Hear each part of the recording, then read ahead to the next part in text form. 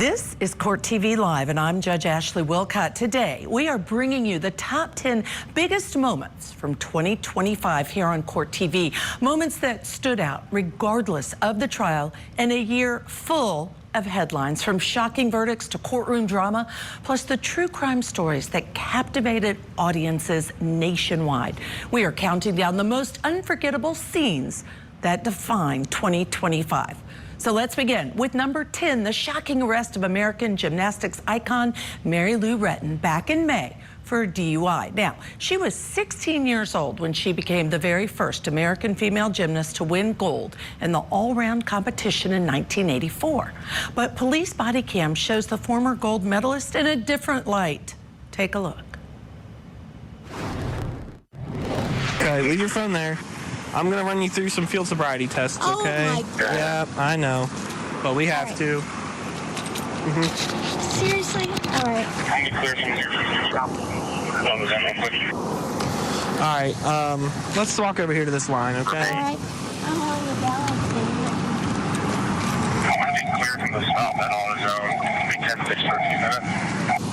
You should be pretty good at this, huh? Yeah. I mean, upside down. Yeah? All right.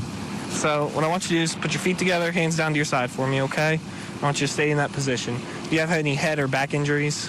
Yeah. Yeah? Oh, God. Anything that would prevent you from driving? Metal all over? All over.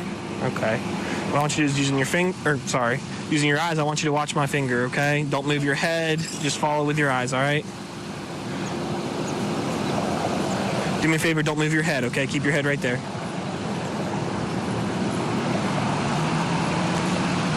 Do me a favor, keep your head in the middle, just follow with your eyes.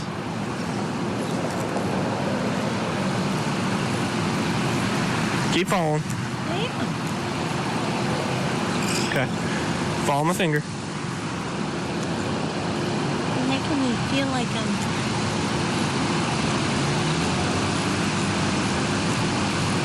I see it. You see it? Okay. This is just a test. You just keep following it.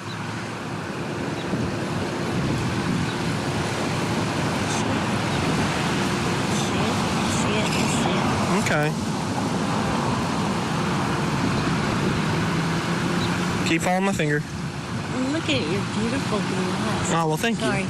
It's okay. Take your right foot, put it in front of your left on that line, okay? Yep. Okay, go ahead and get in that position for me. Right foot in front of left. Put your hands down to your side for me. My God. All right. Staying in this position, okay? I'm going to explain the rest of the test, all right? So don't leave that position. You're going to take, nope, go ahead. Yes, ma'am, really. Okay. You're going to take 9 consecutive heel-to-toe steps, and it's going to look like this. You're going to go 1, 2, 3, all the way to 9 while counting out loud and looking down at your foot. When you get to 9, you're going to take a series of small steps, and you're going to turn around, okay? Then you're going to take 9 consecutive heel-to-toe steps back. It's going to look like this. 1, 2, 3, all the way to 9, okay? I did 3. You're going to do 9. While doing that, I want you to keep... No, don't start yet. While doing that, I want you to keep your hands down to your side. I want you to not jump, don't step off the line. It's going to be heel to toe. Touch your heel to your toe, okay? And I want you to count out loud. I know. Okay, well, let's heel to toe, okay? 2, Keep your hands down to your side. 5, 6, 7, 8, 9,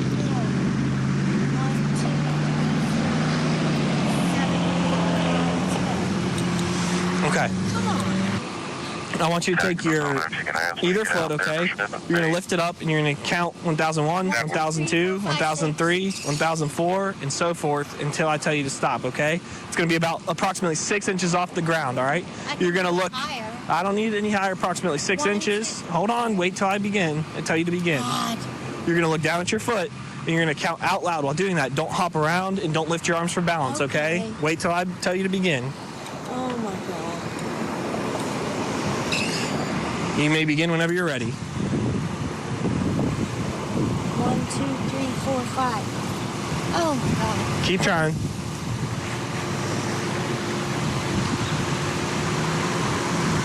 Five, 6, 7. Keep going. I'll tell you when to stop. Oh, come on. Keep going. 1, 2, 3, 4, 5, 6, 7, 8, 9. I didn't say. I said 1001, 1002 till you stop. No. Here, I'll go through it again. Then we can try it again, and I'll explain it all again to you. Okay? So what you're going to do You need to explain to me. is you're going to lift your foot up approximately 6 inches off the ground, okay? You're going to count 1001, 1002, 1003, and so forth until I tell you to stop, okay? Do you understand? Okay. Leaving your hands down to your side. Wait till I tell you to begin. Leaving your hands down to your side. We're under arrest right now. I'm charged with some NCIC. Leaving your hands down to your side, okay? I'll let you know when I'll tell you when to begin, all right? You may begin. Hold on. Yeah. You need oxygen first? Maybe. Okay, get some of your oxygen real quick. Do you have your driver's license on you anywhere? No, I've got a passport. You don't even have the license? No, it's in Texas. Yo, your driver's license from Texas? Yeah. But you just don't have it with you? I don't have it. Okay, that's... It's valid. All right. 236 very much. He's advising it's through Texas. Keep going until I tell you to stop. Count out loud for me. 9 seconds? Come on. I didn't say 9 seconds. I said till I stop. Dude, please. Oh my God. Driver's license expired in 2015. No, it's not. Okay, well, we'll figure that out in a second. I mean, this is the last time I'm going to have you restart the test, okay? Oh my God. Really? Yep, you're going to count out loud until I tell you to stop, okay?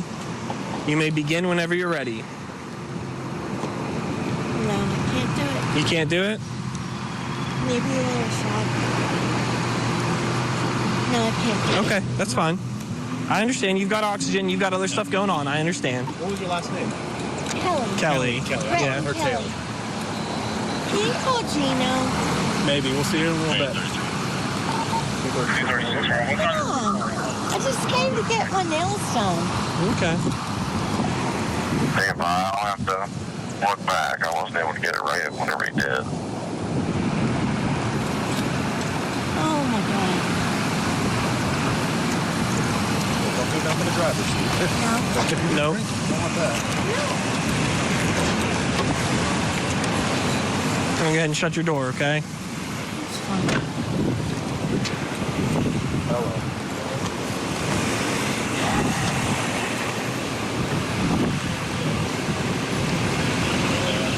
No, I'm not going to blow. They say don't blow. Well, you're required to blow, or else that's an additional charge. Whatever. I'm just letting you know. Whatever. You refusing to blow? Yeah. Okay. You guys are crazy. 236. Got 220 got out there at 1906. Called field sobriety at 1970. 1923. Please? She's refusing to blow. You gonna refuse? Yeah. Okay. How was the field sobriety? She failed all of it. What? You failed all your field sobriety, ma'am. No, I didn't. Yes, you did. Girl, Oh my 210 God, I did not. I did not. Can you have EMS come out? Come on. Come on. Not feeling too good. I'm going to come down. You can call him later. No. Negative. You don't want to call him now? I want to call him now. No, that's not how this works. Sorry. Oh my Go ahead and put your hands around your back for me. God. No. Yeah, you're under arrest. Yeah, you're under Miss arrest. Ratton. Take a deep breath. This is not... No, I'm not. No, don't be hitting. Come on. This will be fine. Oh my God. No. No. Miss Retton, please don't. Oh my God. Do you have any reason your hands can't be behind your back? Never. Yeah. I What? got What's that? 8 surgeries on my shoulders. Okay, put her in front Okay. then. Thank you. We'll be, like I said, we'll work with you if you're Okay, cooperating. let go of your hand. Are you kidding me? I No. have no choice, Miss Ratton. That's And our I'm job. in West Virginia. I know. No, you don't know. Oh my God. Gia! It's They think I'm drunk. Are you? No. She just came from getting her nose. Exactly. All right, we want to welcome in our guest for this hour to discuss. Joining us now from Pittsburgh, Pennsylvania, criminal defense attorney, former district attorney Matthew Mangione, and from Cherry Hill, New Jersey, criminal defense attorney David Gelman. Thank you, gentlemen, for being with me. I have so many questions, but David, let me start with you. What was your initial thought when you heard Mary Lou Retton? I mean, I remember watching her win that gold, that she'd been arrested for DUI. I thought it was so sad. I mean, then you look at the video there, like you can see that's Mary Lou Retton, just, much older, but she sounded exactly like she did when she was getting the gold medals back in the Olympics. I got to tell you, look, when you know how it is, Judge, these tests are made to fail, these field sobriety tests. However, she did not do well at all. And I know that she had oxygen on and she's had many, many surgeries. That really, it might come or came into play, I guess you would think. But at the end of the day, the police did a really good job of keeping everything calm, cool, and collected. She didn't do well at all. It was really a shame to see that, especially with the oxygen in her nose the whole time. I mean, nobody wants to see that happen. But overall, I thought they did a really good job, and it sounds like she probably learned her lesson. Oh, I'm going to come back to you about the oxygen. So hold on to that thought and remind me I have that thought, because Matthew, I want to ask you this. Viewers watch this and some of them said, how did she fail? For instance, she walked the yellow line like a balance beam. She counted from 1 to 10 as she did that. Some of the things she said, I can't do. Do you agree that she absolutely failed that field sobriety test as the police informed her? Well, she certainly did, Judge Ashley, as many of us know who've worked in this area. I mean, simply not following the directions is failure. So one of the things that the police officers want to make sure that you're able to do is to understand what the directions are, follow those directions. As you watch this, you see that she started when she wasn't supposed to start. She walked with her hands out rather than by her side. She tried to hold her balance. She wasn't counting. All those things factor into whether or not she passed the field sobriety test or not. So whether or not she walked a straight line at some point really isn't the issue. Did she follow the directions? Did she understand those directions? Was she able to make good decisions in terms of carrying out those directions? And those are all factors in field sobriety tests. And I would love to hear from viewers when they hear you say anybody knows that practices in this area not following the directions in and of itself can be a failure. A lot of people are going to be very, very shaken when they're pulled over. So I would argue some people can't follow directions because of that, not necessarily the drinking, but she is charged with DUI. So let me come back to you like I said I would, David. The oxygen. So we have learned that she has a rare pneumonia, and I think that's why she has the oxygen. What about the fact, does it have any argument for her as a defense that she had the oxygen, she wasn't allowed to keep it on during the test, and then he would say, do you need a hit of your oxygen? Yes, I do. Is that any type of defense for her? I mean, I'd be arguing it if I was her counsel, that's for sure. Yeah, if she had the oxygen tank on while she was driving, and then when pulled over, they brought her out of the vehicle, she had it on. Not allowing her to have it on would definitely be that. When you have field sobriety tests, and they ask you, do you have any disability? Like, did you have a surgery on your legs or something like that it makes you so you cannot walk or you can't do certain tests? Obviously, breathing is probably a big part of these tests. So I would definitely argue that would be something that the police probably did not do the right thing on, even though I thought they did a pretty good job of otherwise. I would definitely say, yes, oxygen was something they should have allowed her to keep on. All right, Matthew, last question on this particular case. They say don't blow, and she later says, attorneys have all said, you don't blow on a breathalyzer when you're stopped with DUI. Agree or disagree? I disagree. Certainly if it's your first driving under the influence, because most states, like the state that I practice in, Pennsylvania, have diversion programs. And so actually refusing a blood test or a breathalyzer, the penalty can be worse than actually being in a diversion program for DUI. So I tell my clients, when they ask that question, take the blood test or take the breathalyzer, because the penalty, if it's a first offense DUI, is often less than the penalty for refusing the test. All right, gentlemen, stand by. We have so much more to cover after this break. Coming up at the number 9 spot on our list of the best moments of the year. Defendant not guilty or guilty? So say you, Mr. Foreman? So say you all? So excited. Couldn't have asked for a better outcome. We waited for this, and justice is finally served. I could not be standing here. These amazing supporters. No one has fought harder for justice for John O'Keefe than I have, and my team. Thank you. We all know the Karen Read trial had many unforgettable moments, but which one made our top 10? We take a look back at the trial that captured the nation. Up next.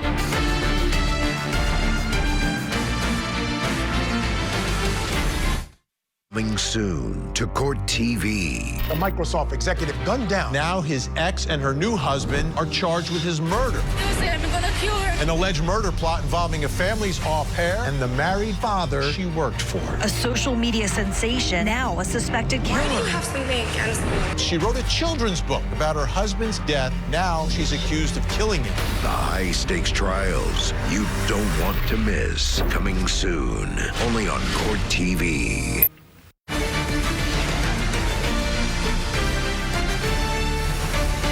There was no collision. There was no collision. There was no collision. You folks are the last line of defense. The last line of defense between an innocent woman and a system that has tried to break her. She made a decision about herself. In her Lexus, she drove away.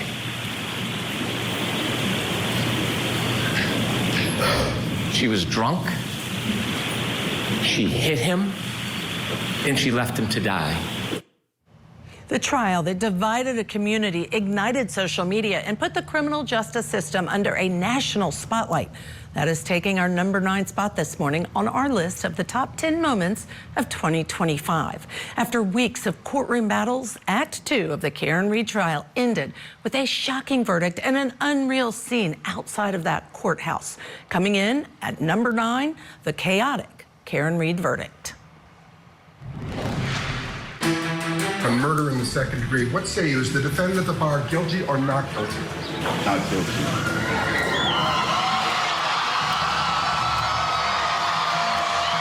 002. What say is the defendant at the bar not guilty or guilty? Not guilty. Is not guilty or guilty about that charge or any lesser included charge? Thank you. Specifically, number 5, operating under the influence of liquor by operating a motor vehicle with a blood alcohol level of 0.08 or greater. Correct? So say you, Mr. Foreman? Guilty. So say you all? 003. What say is the defendant at the bar leaving the scene after accident resulting in death? Defendant not guilty or guilty? So say you, Mr. Foreman? So say you all? All rise.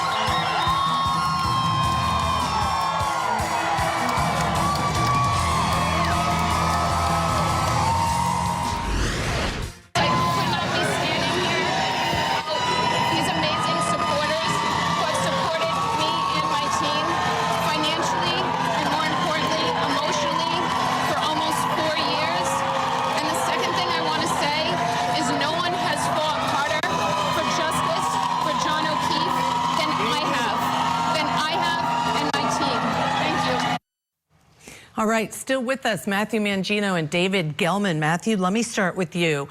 I mean, talk about the crowds cheering, screaming, pink shirts in support of Karen Read when that verdict of not guilty on those top charges came back. And then they start chanting, free Karen Read, free Karen Read. Have you ever seen anything like this before? No, and I don't think anybody else has ever seen anything like this before. It's not supposed to work like this. You're charged with a crime, a serious crime, and certainly your attorneys are going to zealously defend you, and they should.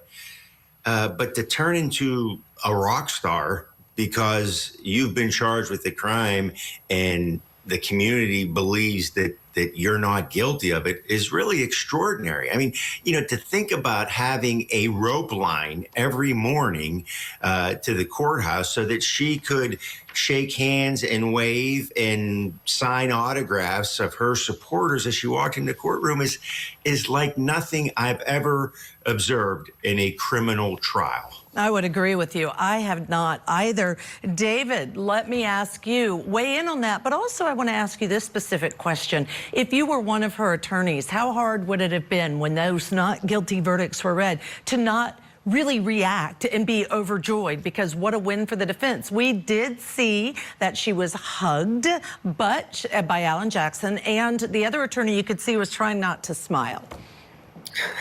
She's like the Beatles kind of coming to town. It almost looked like, with all these rallies for her. She is a rock star, which is kind of crazy. It's like the Netflix effect. That's what I call that. But as for her attorneys, I got to tell you, if it was me, I don't know if I'd be jumping up and down, but I'd definitely be showing a little more emotion. And I guess that's just me, but that shows that they are that good. Alan Jackson, obviously, he's probably one of the best defense attorneys in the country. I think we all can agree on that by now. And so what they did, it was really like the perfect storm. They had a great legal defense, they had a great defense team, and they had reasonable doubt. And then had Karen Read, who just brings all that together. Put it all in one. I'm telling you, that is why this is one of the top moments of 25. I agree with you, and it's unbelievable to watch. I want to watch a little more, though, together, because I want to talk about that. What do you think the reasonable doubt was? Let's listen to a little bit of the prosecution's closing argument and what they argued should convict her. Did I hit him? How could that have been? I don't know what else could have been. It was howling wind. I had YouTube blasting on the stereo, and I thought, did he somehow try to flag me down, which was the reaction I was hoping to garner as I slowly pulled away from the house. Did he come out and maybe trip or bend over to pick up his cell phone, and I ran over his foot, and then he passed out drunk? I mean, I didn't think I hit him, but could I have clipped him? All right, Matthew, so the prosecution played that clip during their closing argument where Karen Read says, could I have hit him? She didn't even know if she hit him or not. So what do you think stood out to you as reasonable doubt that the jury must have hung on to? Well, I think one other component of this case that we haven't talked about yet is the shoddy police work. So obviously, there were problems with the way this case was investigated. There were problems with the way the police handled things. There were problems with specific police officers who were involved in this investigation. That all adds to reasonable doubt. If you can plant in these jurors the idea that, hey, they didn't do a very good job of investigating this, they rushed to judgment, or as the defense tried to portray as well, that maybe this is some sort of conspiracy to cover up things, then you're planting those seeds in every way that you can chip away at beyond a reasonable doubt. You're working toward a successful defense in this case. And some of the viewers weighed in that they lived in that area or knew of corrupt cops, as they described it, and said, listen, we all know there's corruption within that system. So maybe that played a role. We don't know for sure. But David, tell me, please, what did you remember as, wow, there's some reasonable doubt the jury might have picked up on? Look, Judge, our job as defense attorneys is to muddy the water, right? To make sure that, look, you might have this here, but you really should be looking over here. And I thought the defense did a really good job at showing that, look, the cops here, they may have had an ulterior motive. Now, did they or did they not? We will never know. But I agree with Matt. There was a lot of police work that really was questionable. And the defense did an outstanding job at bringing that to light. Now, when you bring that to light, that right there is reasonable doubt. Well, why didn't you do this? Why didn't you test this? Why did you go interview her after the fact? All these things during the trial, during the second trial, that they were able to bring up, that showed that, look, there may have been an ulterior motive. And if that's the case, if you can show that, that's reasonable doubt in a nutshell. So they did a great job, and I thought the jury did it, probably came up with the right decision. Yeah, I think the defense was masterful in that case, as proven by the not guilty verdicts. Gentlemen, stand by. This is one of my favorite shows. Coming up next, we're going to reveal number 8, the moment that had Court TV viewers talking this year. But first, here's a big moment that just missed the cut, but it was too good to leave out completely. If you're going to introduce how you have great character and good character, we're going to have a short hearing on what evidence that they can bring in to rebut that character, which could include being convicted of 4 murders. So and would you talk to your advisory counsel during the break. And you don't need to yell at me either. Okay? Yeah, you are, and you do not need to talk to me that way. I'm very courteous. I'm very courteous to you. No, you have been nothing near courteous to me during the course of these proceedings.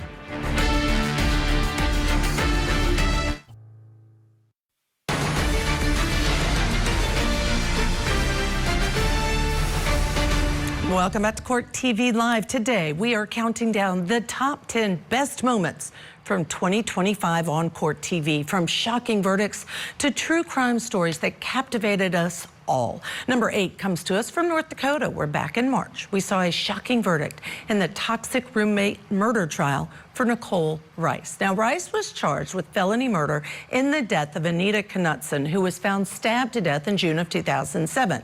At the time of the murder, the 2 women lived together, although friends said they had a strained relationship.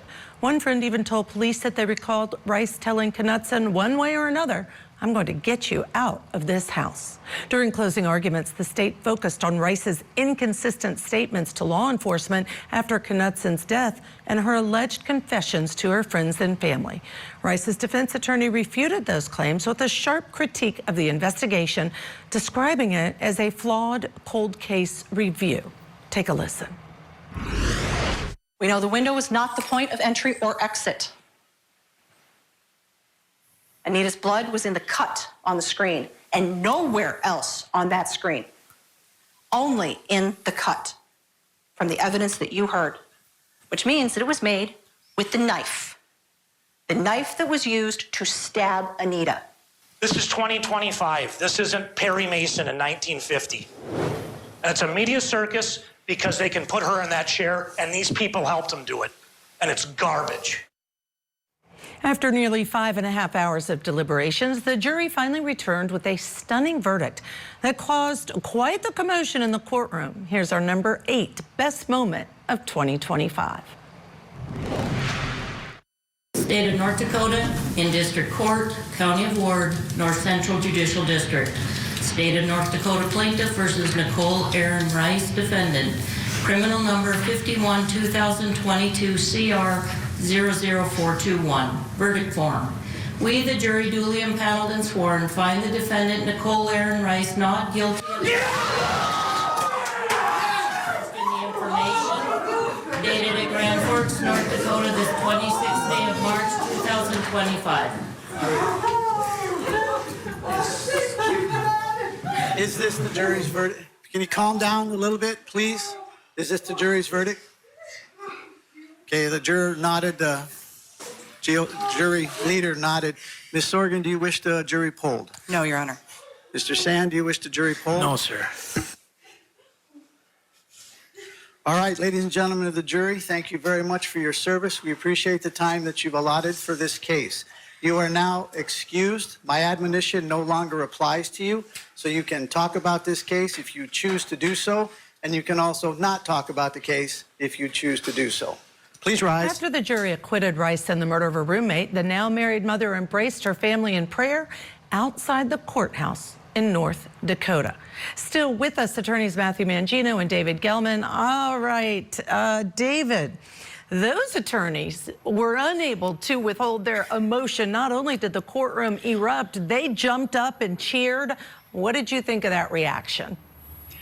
I mean, again, I probably would have done the same thing. And I look back at it, you know, the jury deliberated for a little over 5 hours. Now, when you deliberate for 5 hours and you had testimony from about 20-something witnesses, that doesn't necessarily bode well for the defendant. Usually, that's kind of the rule of thumb if you think about it.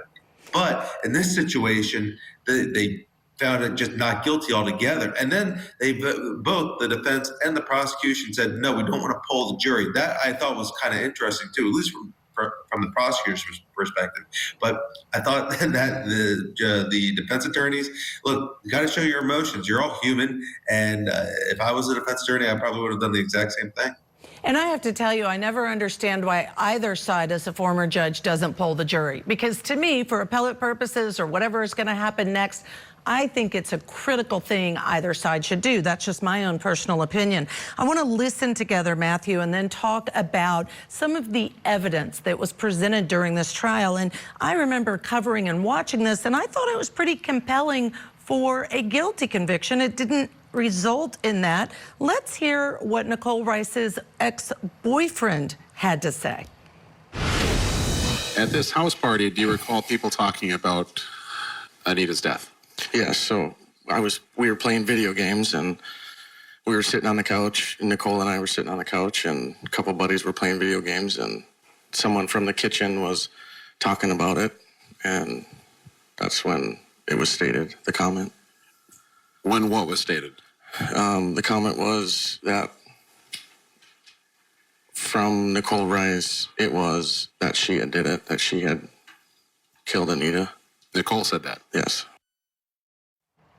All right, David, let me start with you, Matthew, on this, and then I'll come back to you, David.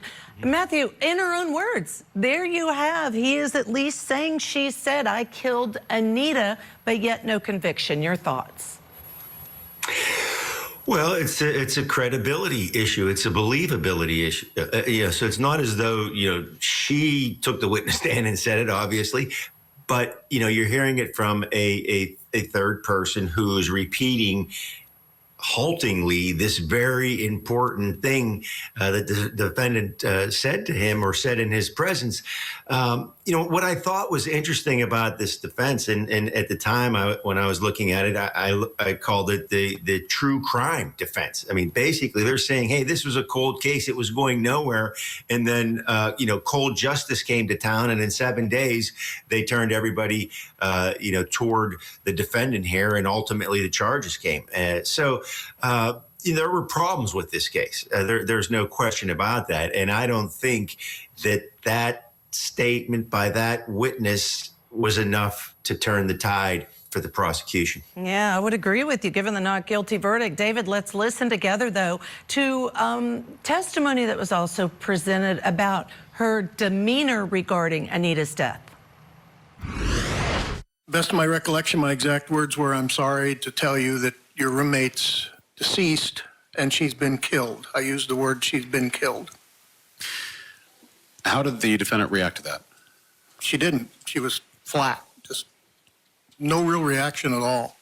Is that pretty much the only time in your career that was the reaction you got? That's the only time I recall, yeah. Okay. All right, David, what do you think when you add the witness saying she said she killed Anita and then this testimony about her demeanor when she was told Anita was killed? Kind of goes back to Matt's point, right? Credibility. Okay, well, you have a witness saying that she killed him. Well, okay, I guess they didn't really believe him. Now you have a cop saying that she was kind of flat. Well, you know, everybody reacts differently. I mean, not many people get to have the opportunity, I guess, to say, oh, you know, somebody was killed, and then you have to, you know, realize what happened. That's very difficult. So everybody reacts in a different way.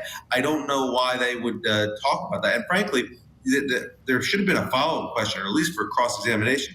Well, how many times did you actually tell somebody that somebody's been killed and that they know them. I don't think that the jury believed much of it. And cold cases, they're very difficult to prove. They're cold for a reason. And until you can really get it lock, stock, and barrel, you're going to just, have a whim here, think about it. And, this is what happens. Great points, both of you. I'm so appreciative to have you today, and stand by, because coming up, it was a brutal shooting captured on home surveillance footage. But the defendant was convicted on a lesser charge, not murder. Because nobody deserves to freaking get gunned down. Shot 4 times, the murderer come back and shoot you a 5th time and spit on you. And they get away with manslaughter? No. They dropped the ball on this. Kentucky, their laws, their court system is a joke. If you want to kill somebody, come to Kentucky. This week. Get your day started with an in-depth look at the country's most captivating trials and the biggest cases that are trending in true crime. Opening statements with Julie Grant. Mornings at 8, 7 Central on Court TV. Jack Kevorkian killed by injecting him with drugs. Have you ever desired that a patient die? Never. Michigan versus Dr. Jack Kevorkian. The trials of Dr. Death. Weekdays at 2 Eastern on Court TV. Legendary Trials.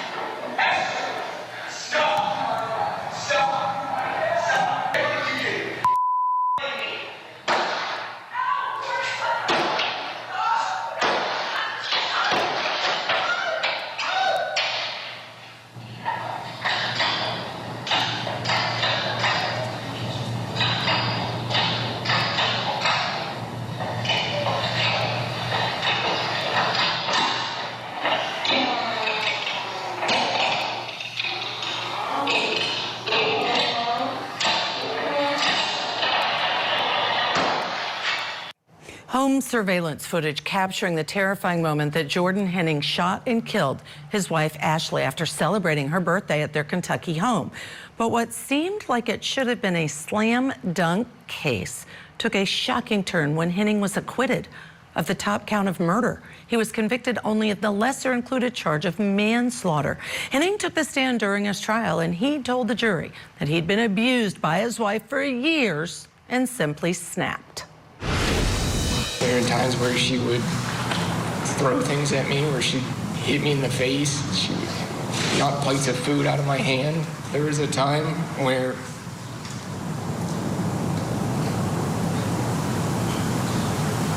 she tied me down and used some things on me, and no matter how much I begged her to stop, she wouldn't stop. It's hard to talk about because when you do reach out to people, nobody believes you. It doesn't matter what proof you have. It's, well, what did you do to deserve it? You must have done something. No, nobody deserves that kind of crap. Like, you get tired of it. Especially, it's just when it doesn't stop. While the verdict shocked many, it was during Henning's sentencing that Ashley's cousin revealed the real reason he believed Henning shot and killed his wife. Taking our 7th place spot for the year's best moments is Ashley's cousin calling the jury cowards and saying he believed the real reason Henning shot Ashley was because she had discovered he was living a double life. They came forward and revealed what you've been hiding, your double life. The life you live is based playing. You've been keeping your BDSM, cross-dressing, having sex with other men, alternative lifestyle in secret, and in the shadows. And now it comes into the light. When Ashley finally said she had enough, and you made sure she wouldn't say another word to another story.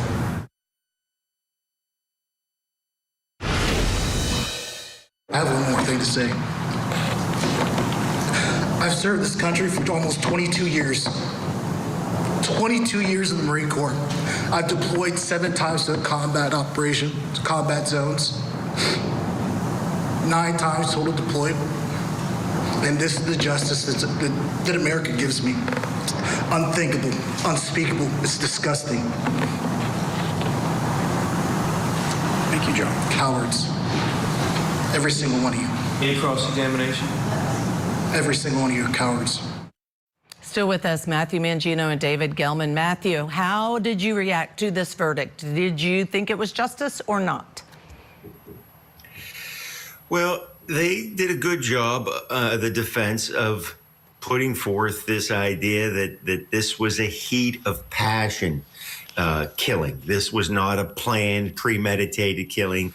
This is something that he was triggered because of a long period of emotional distress put upon him by his wife. Whether that's, really the true story here, they did an effective job of making sure that this jury said that this was a heat of passion killing. And obviously, the credibility issue you all mentioned on the previous case applied in this case, and they chose to believe the defendant. We are out of time this hour. Goodbye to Matthew Mangione and David Gelman. Thank you so much for your expertise. But don't go anywhere. Coming up next, a defendant attacks her attorney in court, a plaintiff falls asleep in court, and a matriarch mastermind goes to trial. Stay with us.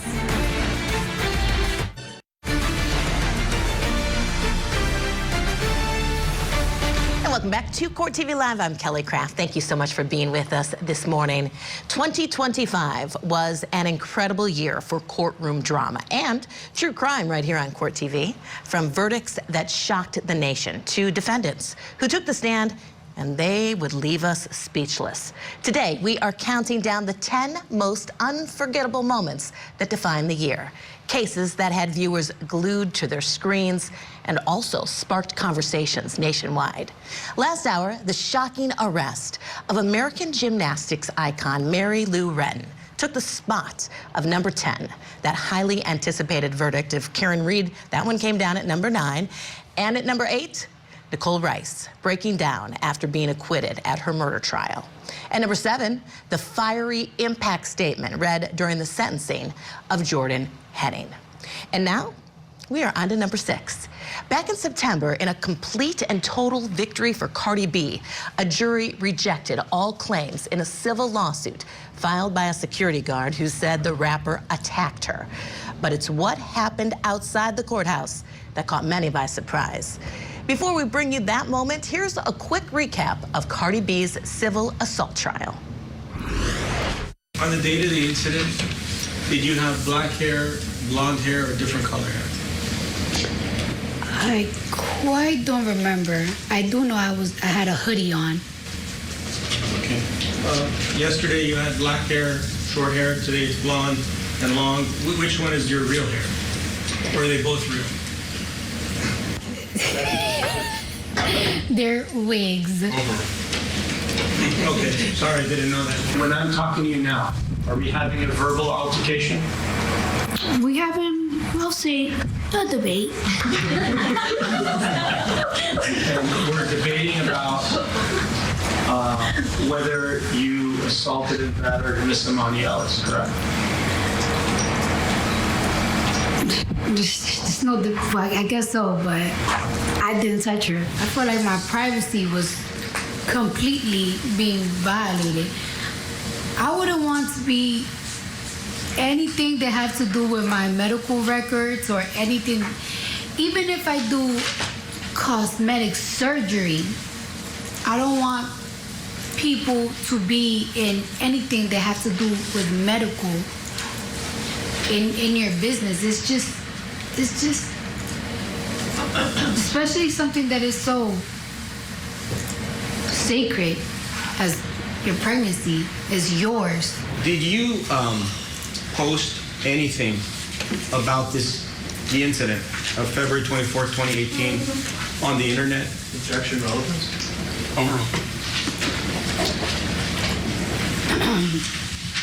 I think I said something because around that time, she did went live and said something. and my fans caught it. And she was just practically saying, like, all of these lies about me and stuff like that. And I was like, I did not touch that girl at all. Do you remember what you posted? It was, I don't think I posted something.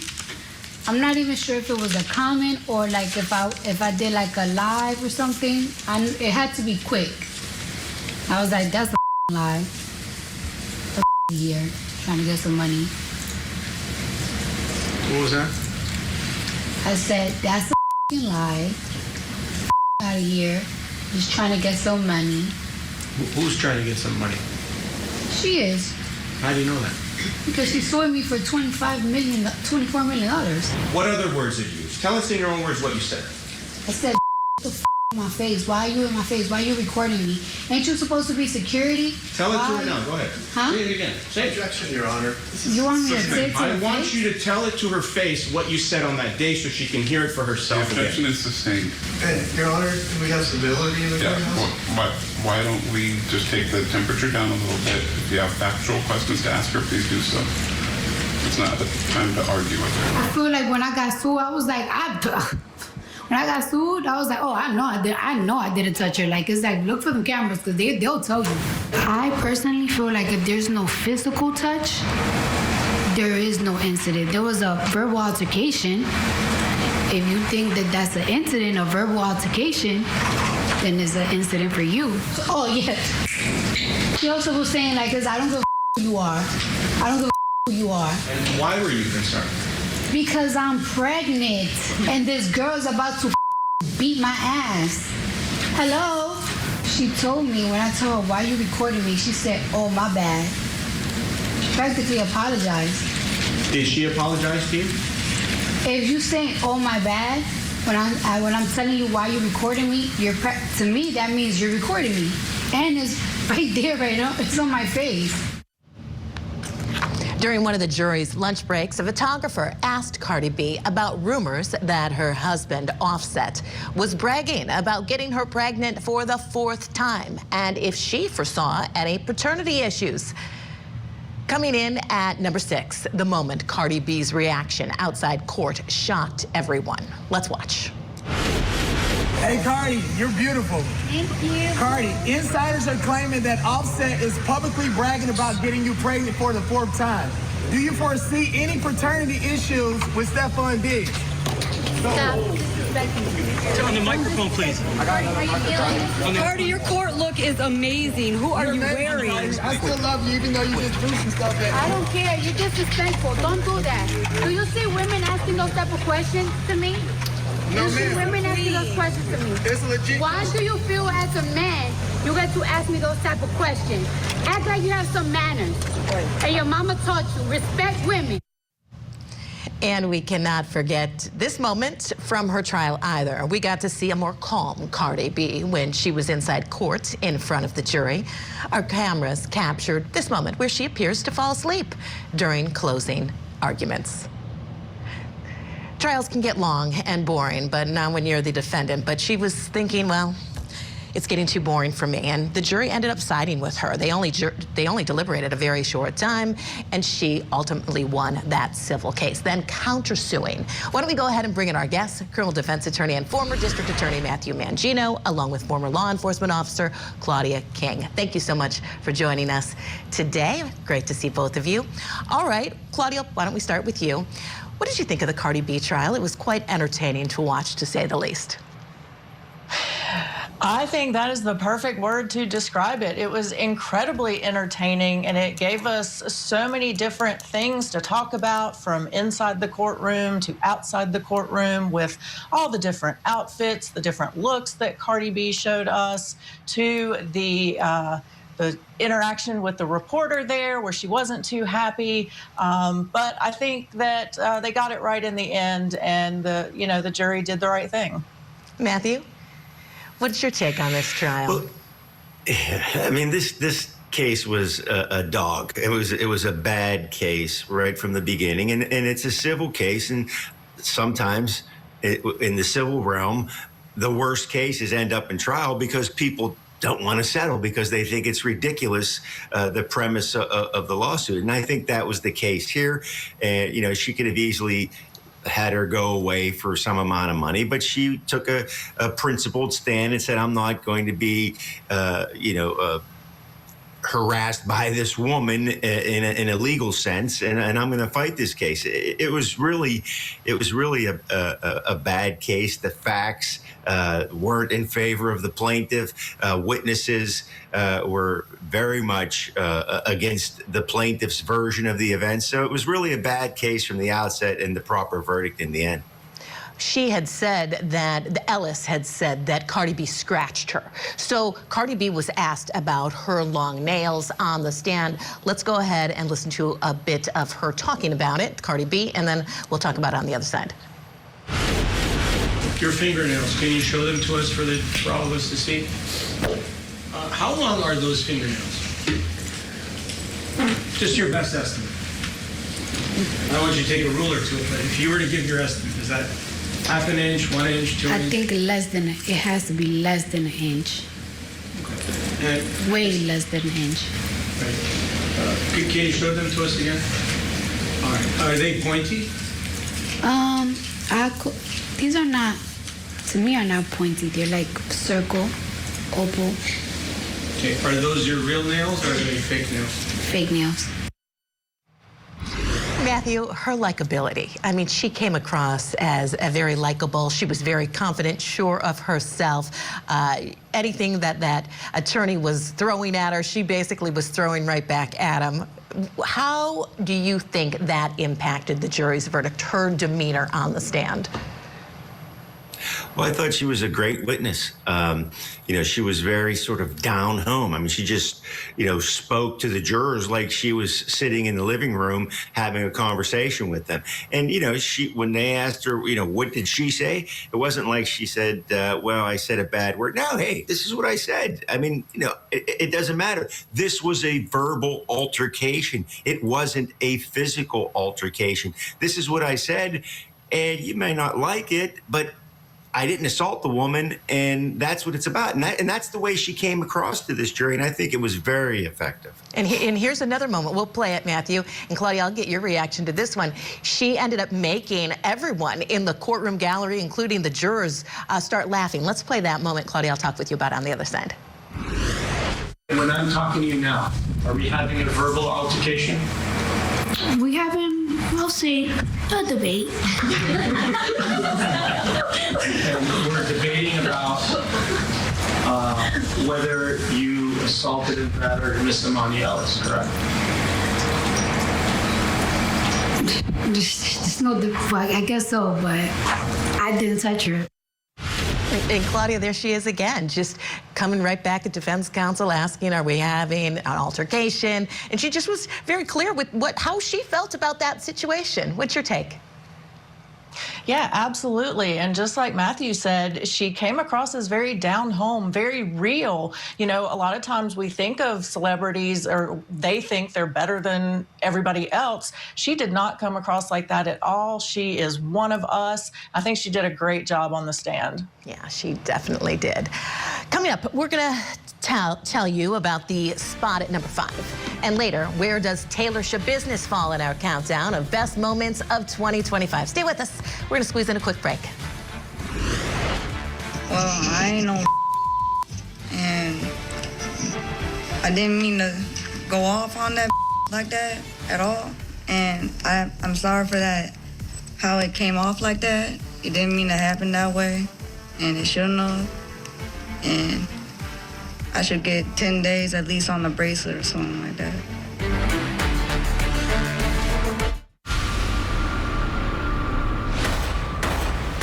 I'm going to ask you a lot of intensely personal questions. From the crime scene to the courtroom, this is Victim to Verdict. Everyone has this heightened sense of anticipation. What a day here at Court TV. Fireworks both inside and outside the courthouse. Let the cameras roll.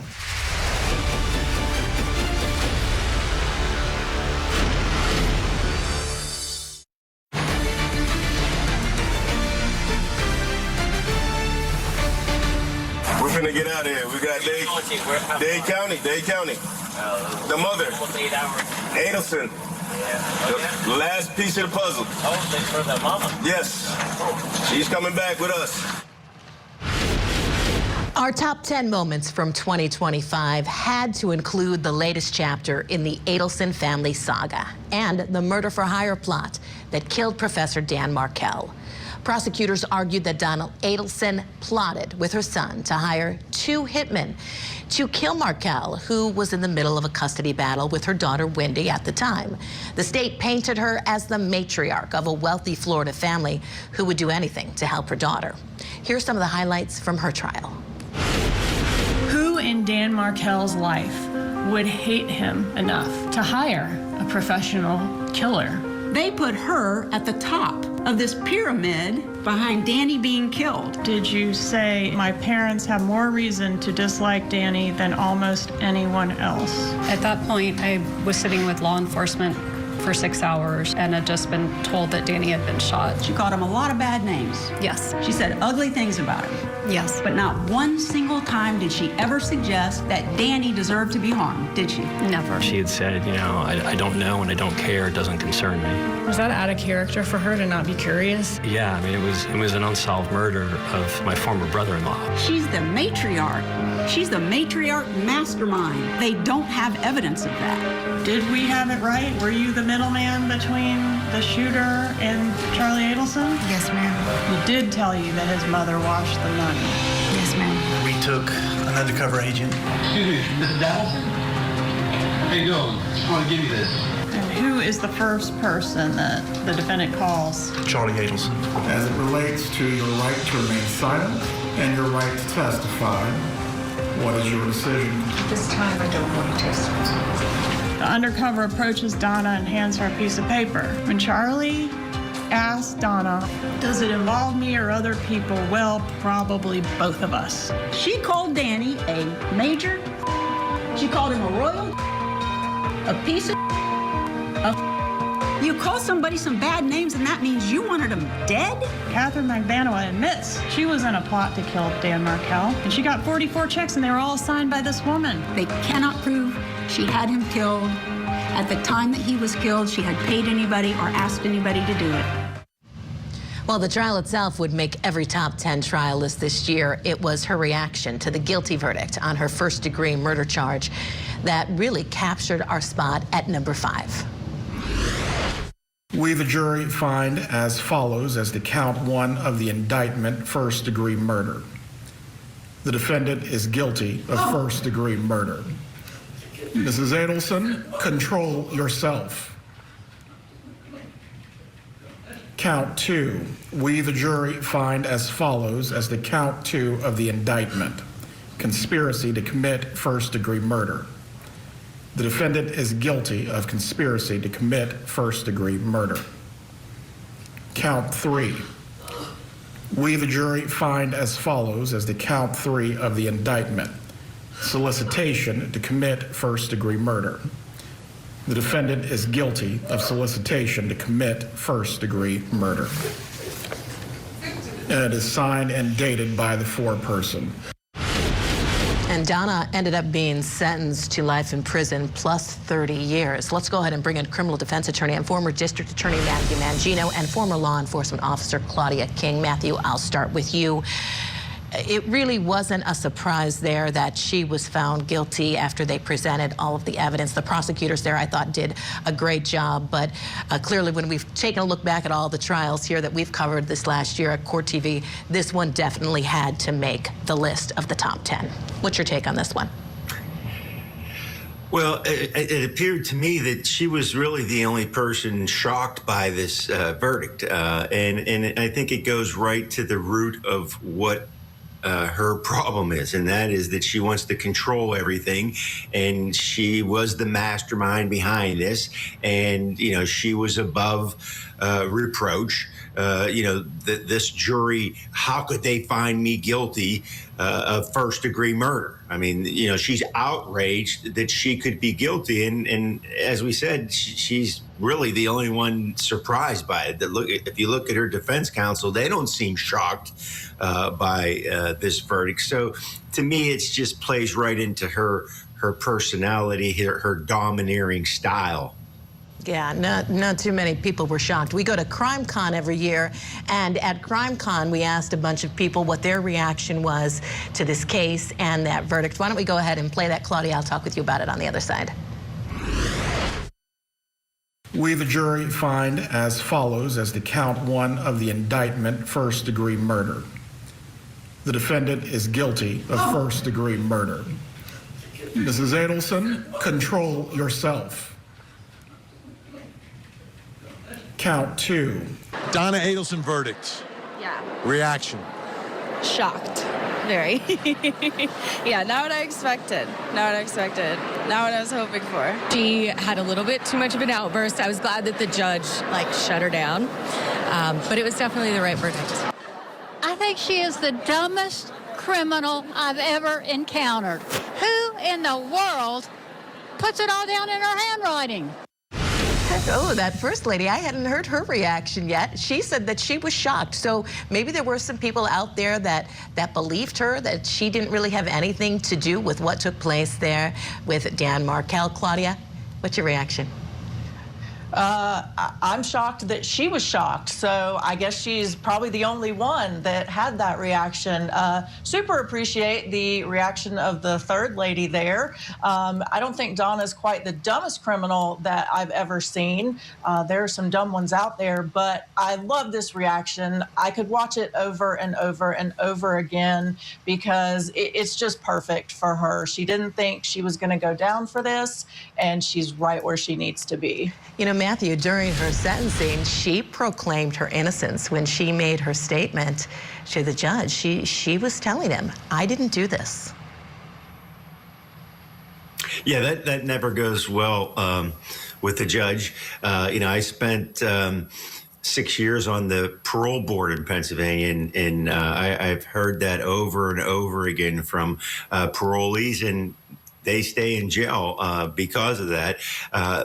Ultimately, if you can't be contrite, and I understand you have appeals pending and you don't want to say anything that might be harmful to your case in the future if you would get a new trial, but just keep your mouth shut then. To go and argue in front of the judge that you're innocent, that you didn't do this, is not going to help you in terms of the sentence in this case. And really, for her, it's a life sentence, if no matter what the time was, if it was 20 years or life plus 30, she's not getting out of prison. Right. Matthew, thank you. Okay, we're going to squeeze in a break. Coming up, our countdown continues with a shocking body cam confession. It's our number 4 moment of 2025. As we head to break, another moment that just missed the top 10, an emotional outburst during the trial of Doomsday Mom Lori Daybell. Lori, right in prison. We can't do that. Let's go. Everyone out now.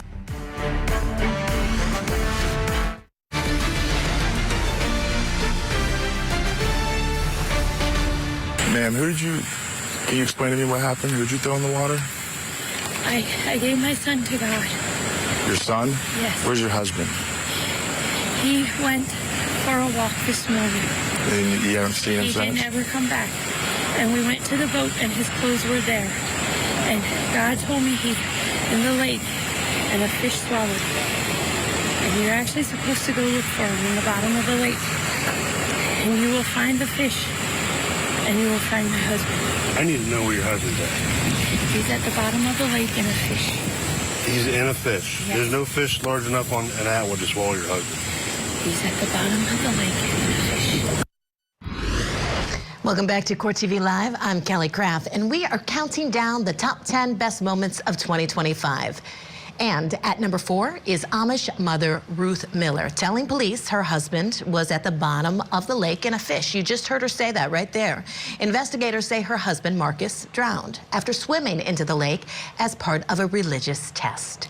Miller is not charged in his death, but she is charged with murder in the death of her 4-year-old son.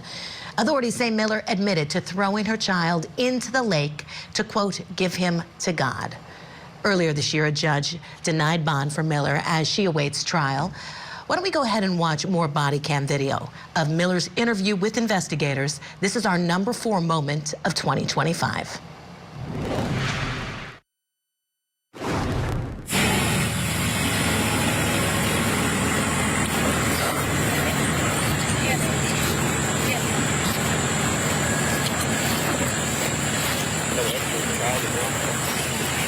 I gave him to God.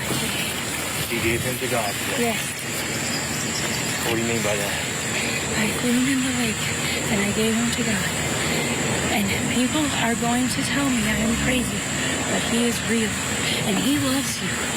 He really does love you. He loves you. And I doubted him. I doubted him so many times.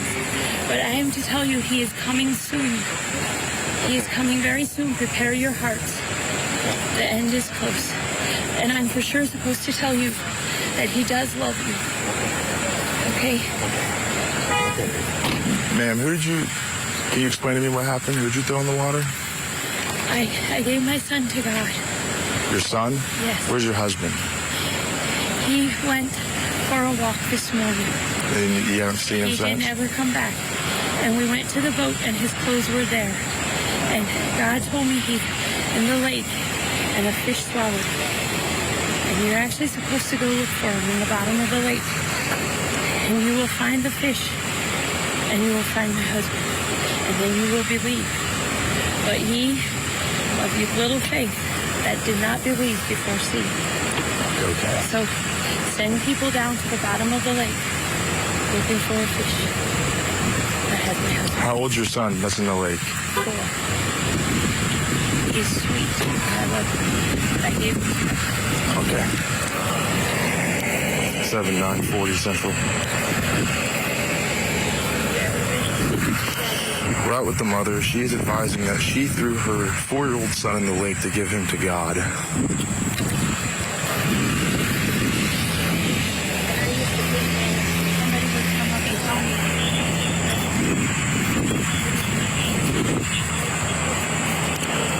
A-firm. But I wouldn't have believed today. So do you believe? Awesome. Okay. They are there. And you're fine. And you're fine. Please don't.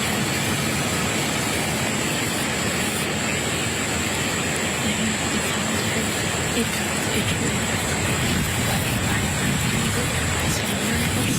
I doubted him, and then pain came back to me. My husband and I both doubted him, and pain came back to me. I need to know where your husband's at. He's at the bottom of the lake in a fish. He's in a fish. Yes. There's no fish large enough on an Atwood to swallow your husband. He's at the bottom of the lake in a fish. Okay. I thought your husband went for a walk. Yeah, and then we came to the boat, and his clothes were laying in the boat. Okay. Tan pants and cream shirt and flip-flops. Do you have a cell phone? It's in the camper. It's in the camper. Where's your camper at? I think it's...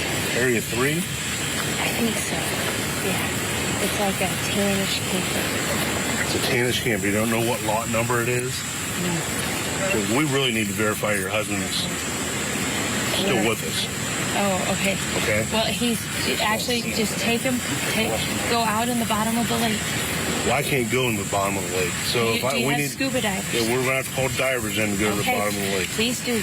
And you're saying Get the best ones there are, because this is a miracle from God. And you will see. You will see.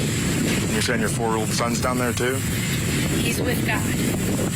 Where's his body at? I don't know. Where did you throw him in the water at? Off of the dock at the causeway. Where the bike was today? Where the boat was? Yeah, where the boat was. Okay. I know. When there's supposed to be ones coming out there? I think there was one. Does anybody have a glass of water? We can get you water. Okay. Please. What's up? Thank you. We're right now we're gonna walk up to the squad, okay? That's what we're going to do. We're gonna put you in the back of the squad. You will find my husband. Okay, but you're gonna sit down in the back of the squad for us, okay? Can I actually just sit with my children and have water? Yeah, we can bring your children over. I would love a glass of water. Let's go up in this squad over here. My children out here. We'll bring them over in a minute. Let me go check you out. Yeah, we're gonna get it. Kyle went to go get you one. Let's go ahead and bring in our guests to discuss. Still with us, Matthew Mangino and Claudia King. Claudia, I'm going to start with you because you have that law enforcement expertise. You know, when law enforcement encounters someone like this and they're making many concerning statements, I mean, that's a difficult task because you obviously have a very terrible situation on your hands, but then you have the person who allegedly did these acts that's making these concerning statements. Yeah, I think these officers did a really good job because on the inside, I'm sure that they were as infuriated as all of us are or should be in watching this and hearing what this woman is saying. But they remained calm, they kept her talking, and they're trying to find the other children, figure out where the husband and this 4-year-old son is. It is very difficult to be in a situation like this and to remain calm and keep this person talking. I think the officers did a fantastic job here. Matthew, she has entered a plea of not guilty by reason of insanity. Probably if you were representing her, maybe the best approach, what would be your approach to a case like this? Well, this certainly seems like an insanity situation, Kelly. I mean, this is a woman who is calmly talking about sacrificing her son to God. He's with God now. I put him in the lake. She's talking as though she did nothing wrong. And that's kind of the threshold here, that she doesn't know the difference between right and wrong. What she thinks she did, she thinks is right. She's not hiding it. She didn't run away. She's telling these police officers, hey, my son is with God now. I gave my son to God. And that, to me, is really what this insanity defense is all about. Someone who can't differentiate between right and wrong. They think that their conduct in drowning their son is the right thing, and they explain why to the police.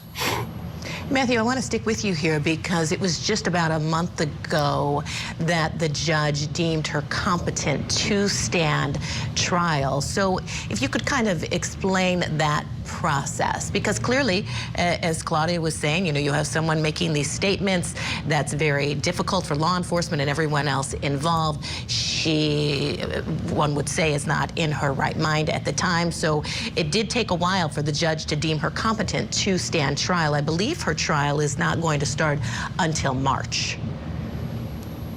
Well, right. And so, Kelly, insanity and competency are really two different points in time. So insanity is what your state of mind was and what you understood at the time the crime was committed. And competency is your ability to aid in your defense at your trial. So it's really two different points that have to be evaluated. You can be competent to stand trial and still have an insanity defense because you were not in a good state of mind. You didn't understand what you were doing when the crime was committed. So here now the judge says, hey, you're competent, you can aid in your defense, you understand what you're facing, and now we're going to determine whether or not you were insane when this crime was committed. It's going to be an interesting trial to watch. Matthew, thank you. Claudia, thank you. Coming up, courtroom chaos caught on camera. We'll show you the moment that led to a defendant being shackled to a wheelchair in court. You're taking a look at the defendant there. This is our number 3 best moment of 2025 next. This week. Get your day started with an in-depth look at the country's most captivating trials and the biggest cases that are trending in true crime.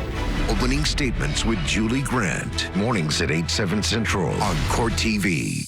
Jack Kevorkian killed by injecting him with drugs. Have you ever desired that a patient die? Never.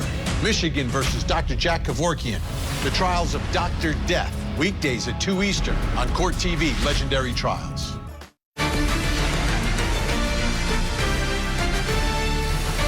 Welcome back to Court TV Live. We are counting down the top 10 best moments of 2025 right here on Court TV.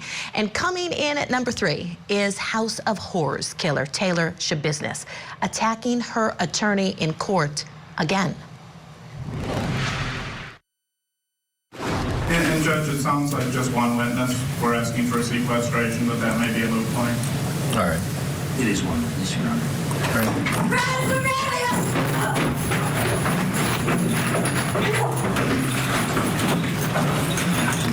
We're off the record. Schabusiness was in court for assaulting a prison guard when she lunged at her lawyer, Chris Jolka. Deputies jumped in. They restrained her, and court was adjourned. After the attack, her lawyer asked to be removed from the case, and the judge approved that request. The next time Schabusiness was in the courtroom, she appeared that she was restrained and shackled to a wheelchair. So the last time we were in court, we were scheduled for a preliminary hearing. At the preliminary hearing, there was an outburst by Ms. Schabusiness. At that point, she was tackled to the floor and she was removed from court. And then we proceeded with the preliminary hearing. At that point, I found that Ms. Schabusiness had waived her right to be personally present at that court date. And so a preliminary hearing was held. She was bound over and then bound over to this court. An arraignment was held, and we're here today scheduling. I bring this up only to point out, I think I have a duty to Ms. Schabusiness to warn her that any future outbursts like that could prevent her from being personally present even at the trial. So I just want to make sure that she's aware of that. She's here today, everything's fine. But moving forward, I just want to make sure that she's aware of that. You understand that, Mr. Fralick? I understand that, Your Honor. Understood. Okay. Your Honor? Yes. Today, my client is in a chair with wheels. Her legs are strapped. Her waist is strapped, and she's got handcuffs on. I would ask respectfully to the court, at future hearings, I'd ask that she not be shackled. I have a relationship with her. I've represented her before. I think we have a good relationship, and I'd ask that you consider my request for her not to be shackled during the trial or any future proceedings. I guess I'm not going to take a position on that right now. Obviously, at the trial, there's going to have to be some type of we're going to have to address it. Maybe we should address it. Maybe we should schedule a motion hearing or something before then. Okay. To address that issue. I think, obviously she has a right to be in civilian clothes and those type things. I'm sure you're gonna ask for that. And yes, I will. With Schabusiness shackled and restrained, her prison attack case continued. Eventually, she pleaded no contest to attacking the prison guard, and she did offer an apology. Detective Milan, what did Officer Lupi report occurred at Tichita on July 24th of 2024 involving Ms. Schabusiness? Taylor had indicated that there was a staple in her arm and a request was put in for a nurse to remove it. One of the correctional officers at Tichita, a female sergeant, was tasked with bringing Taylor down to the nurse's office so the nurse could remove that staple. While in the nurse's office, Taylor began giggling, and then a short time later, when the nurse was in the process of removing the staple with the tweezers, Taylor lunged initially at the nurse. Then the sergeant pushed the nurse out of the way and began to try to gain control of Taylor to get the nurse out of the way. And in the process of that, metal tray from the nurse's room was grabbed by Taylor. The correctional officer believes she was struck in the head by that, does not believe she was concussed, but then reported in the course of struggling to get Taylor under control, received bruising to her ribs and pain in her arm. I'm telling you, I will give this woman credit. She is very creative. Very creative, for sure.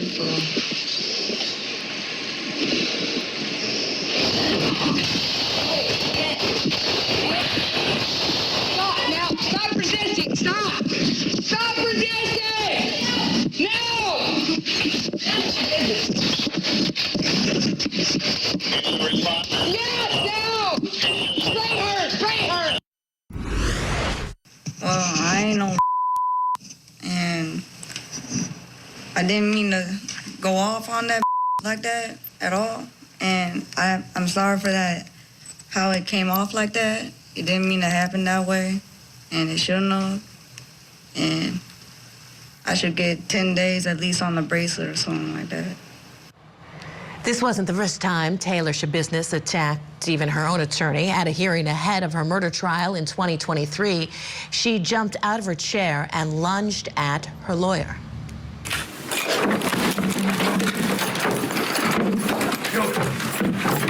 Stop it. Stop it.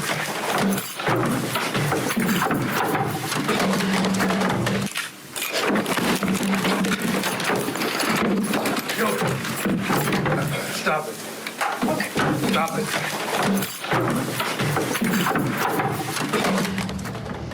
Let's go ahead and bring in our guests, Matthew Mangione and Claudia King. Claudia, I'm going to start with you again on this one because of your law enforcement background. You know, the defendant in this case, she's now serving a life sentence for murdering her lover and dismembering him. You know, clearly had a drug addiction. She talked about it. Her attorney talked about it, saying that she apologizes for her actions because she was addicted to meth. I mean, you are always encountering many different situations in law enforcement. The last segment, we were talking about the Amish woman who made concerning statements. Now we have a situation where this defendant was clearly addicted to meth and has been trying to recover for quite some time and has these continual outbursts. Yeah, I think this is a perfect example of what meth does to somebody, and it's so sad and so unfortunate. And I was going to say that we'll miss seeing Taylor in 2026, but I don't think that we've seen the last of her because I think she'll probably continue to have these outbursts. You know, unfortunately, she probably still has access to meth or some type of drugs while she's in prison, and it's going to be a long road for her to heal if she even has that desire or ability to do so. Yeah, it's definitely going to be a long road for her. Matthew, I'm going to play something. This is an attorney talking about what she did. This was during, I believe, during the trial or shortly thereafter, talking about why she ended up being sentenced to life in prison in the first place. Let's play that, and I'll get your reaction on the other side. I was aware that, several knives had been found that were covered in what appeared to be human matter.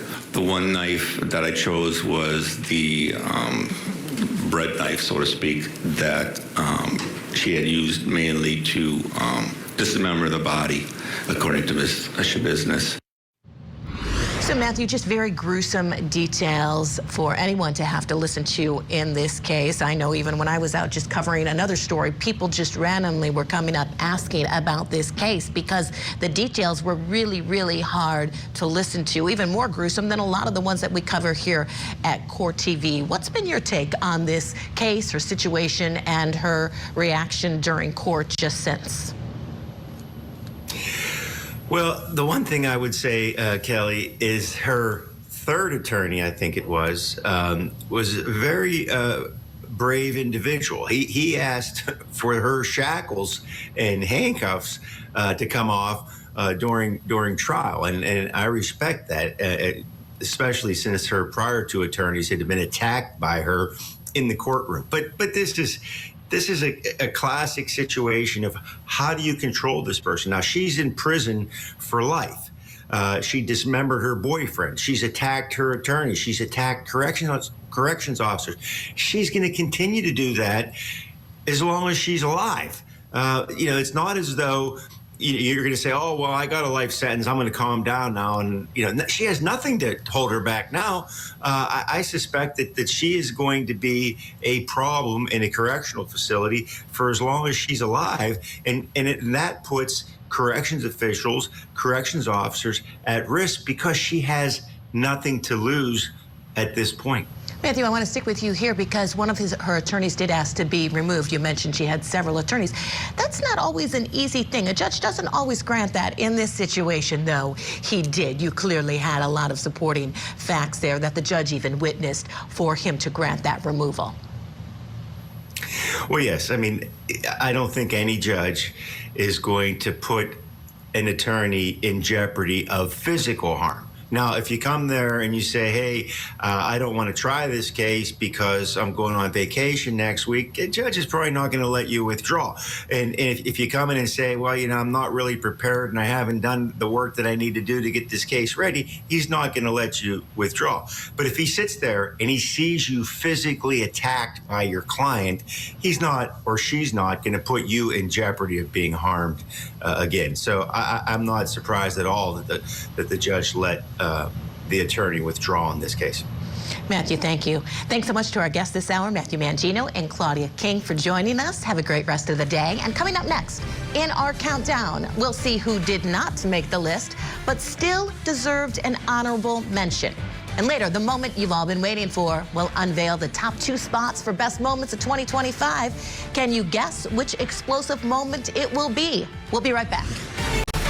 This is Court TV Live. I'm Kelly Craft alongside Cody Thomas. Thank you so much for being with us. This hour, we are bringing you the best and the biggest moments from 2025 right here on Court TV. Now, we spent the last few hours looking back at some of the top 10 best moments. Now, coming in at number 10, Olympic gold medalist Mary Lou Retton arrested for DUI. And at number 9, the acquittal that will go down in history. Karen Reed found not guilty of second-degree murder and her sea of supporters cheering from outside the courthouse. Another big acquittal, Nichole Rice, acquitted of murdering her roommate nearly 20 years ago, came in at number 8. And at number 7, an explosive moment in the courtroom when the cousin of a woman shot and killed by her husband called the jury cowards for their decision to convict Jordan Henning of the lesser charge of first-degree manslaughter.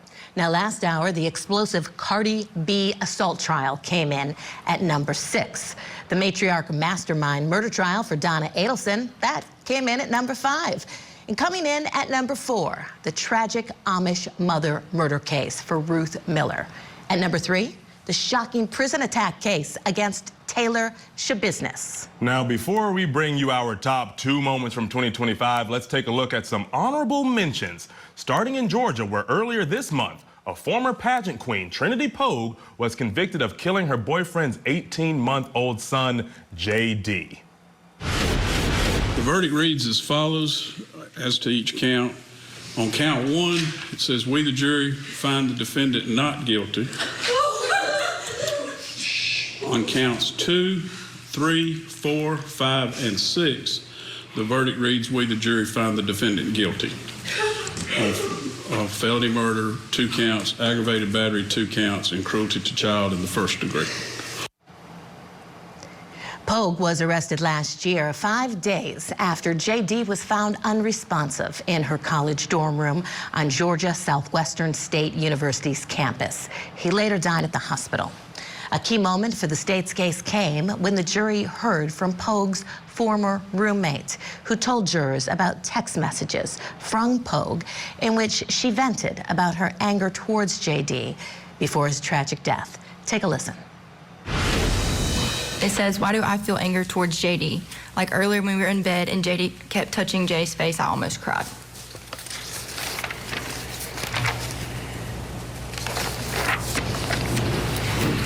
Your response to that, which came, again, just a few seconds later, and this is at the bottom of page 113. Okay. Your response to that was what? What do you mean, like you feel anger towards J.D., question mark? And then her reply to you a minute later, what was what? Like, I don't know, not jealousy, but like I want to love him, but instead of loving, I just feel like angry, like want to punch him. LMFAO, OMG, that sounds so bad. What was the message that she forwarded to you that she had sent to Jay earlier in that week or that day? Read it aloud. Please. I've told you from the beginning that I would always try to love JD is the same as mine, but since me and you have gotten serious, every time I see him, I just get angry at the world, and I just have a gut feeling of anger. I don't know what it is. Maybe because I'm so young, and I know if I am committed to you, then I'm committed to him. You're 24 and I'm 18, and I know that the age difference isn't much, but you have a kid and you have more responsibilities than just spoiling me. I don't want to be your second baby mama. I wanted to be your first, but that won't ever happen, and I don't think that I can continue to be in a relationship with you and have that in the back of my mind. What did she express to you as to how she felt about the child, and the child as it related to her relationship with Mr. Williams? I would say around the same things of she didn't know if she could love him like her own kid, that she would get angry at him when he was there. Did she ever express her anger to you? Did she ever express her anger in a way related to how she felt about the child? She would say such things as, I would want to run him over with my car. She told you that she wished she could just run him over with her car? She did. Now, the state also called to the stand the father of JD, who testified about Trinity Pogue's feelings about the baby. Had she ever told you that she didn't like JD? Or that she hated JD? Or made any comments like that? She made comments, but it's like, but then like maybe a few hours like she like, I always treat him like he's mine.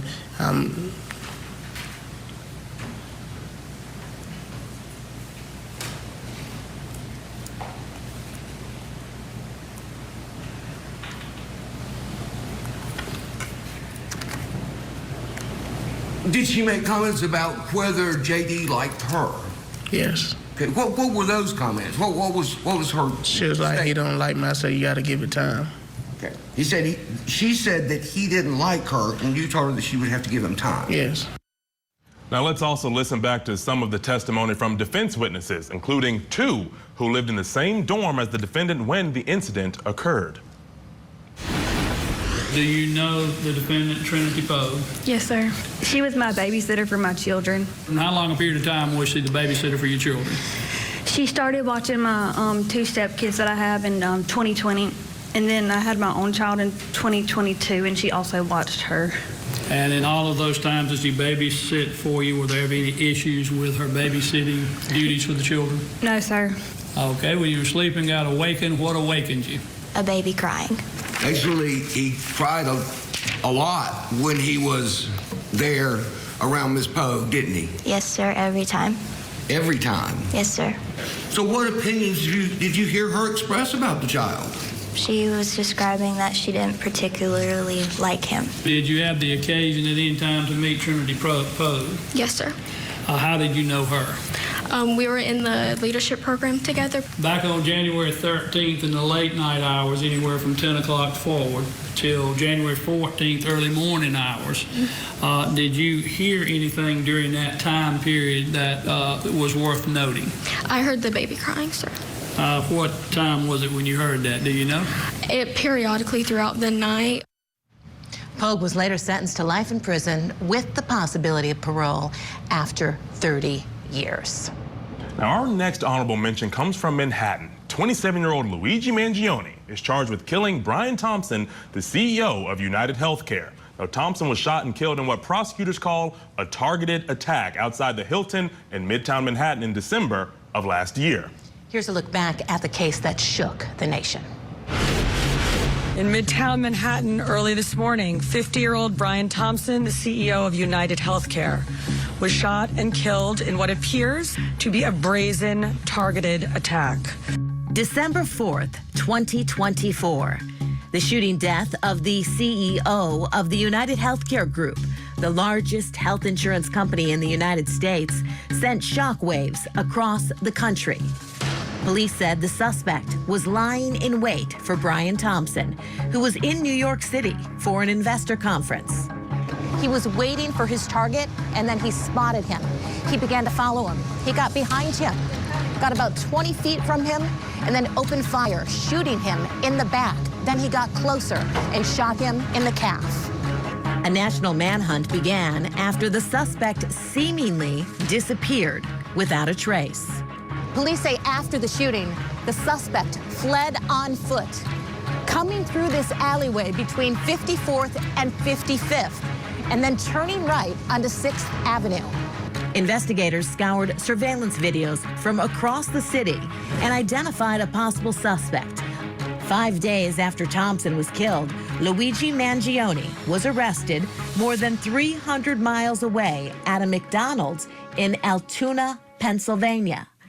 Luigi Mangione was a 26-year-old graduate of the University of Pennsylvania who was valedictorian of his Baltimore high school.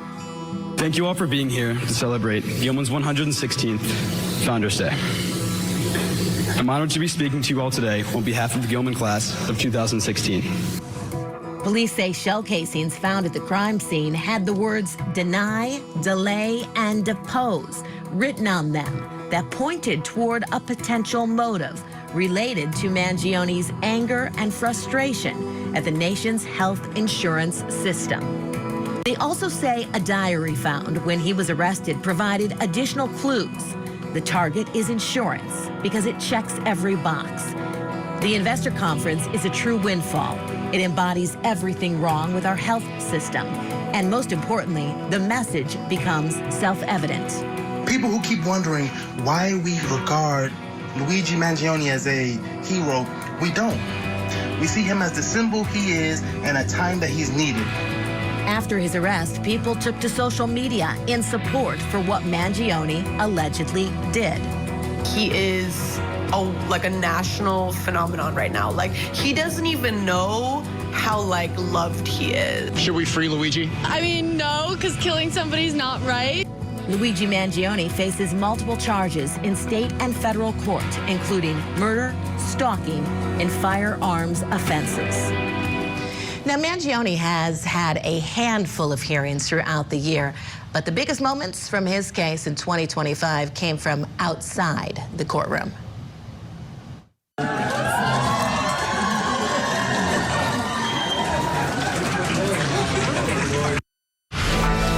It touches two nerves in the American public. One, death and crime, and two, insurance. The issue of this United Healthcare CEO being shot is so large and touches so many Americans that I think it's almost impossible to find someone who would be unbiased and could just hear the evidence. I want to see everyone have a right to a fair trial, not just Luigi. I want to see the death penalty completely scrapped. I don't think that should be allowed in this day and age.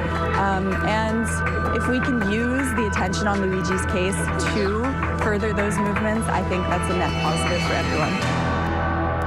Earlier this month, both parties wrapped up a days-long pretrial hearing where his lawyer sought to exclude some key evidence, including a 3D printed gun, as well as a notebook with alleged attack plans from his state trial. A ruling is not expected until May.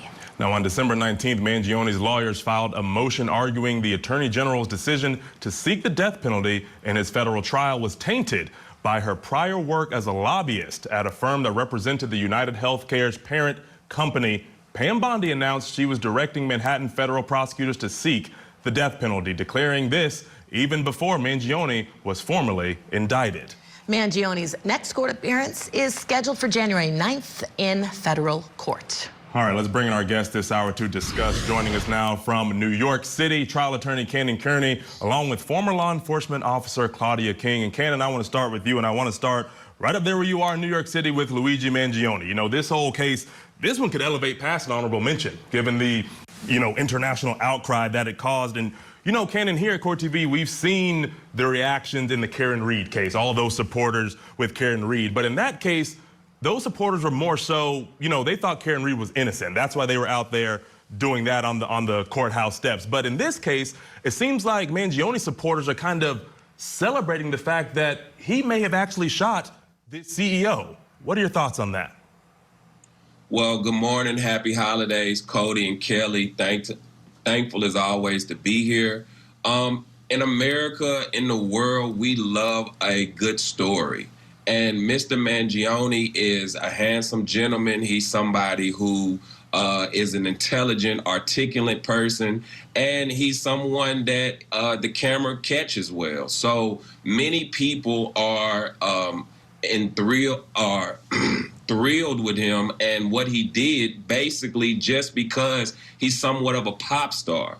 And then if we look at America right now with what's going on with healthcare and the rising rates, many people are unable to pay for healthcare. So to them, he's like a Robin Hood type of character. He's someone who is bringing about the demise of a system that is essentially overlooking certain people. Do I agree with this? No. But is this something that is a fact? Yes, based on what we've seen outside the courtroom, based on the reporting that we've seen. So this is something that we have to look at as a society, not just the health insurance that is going on, but our love for individuals who are like Robin Hood type of characters.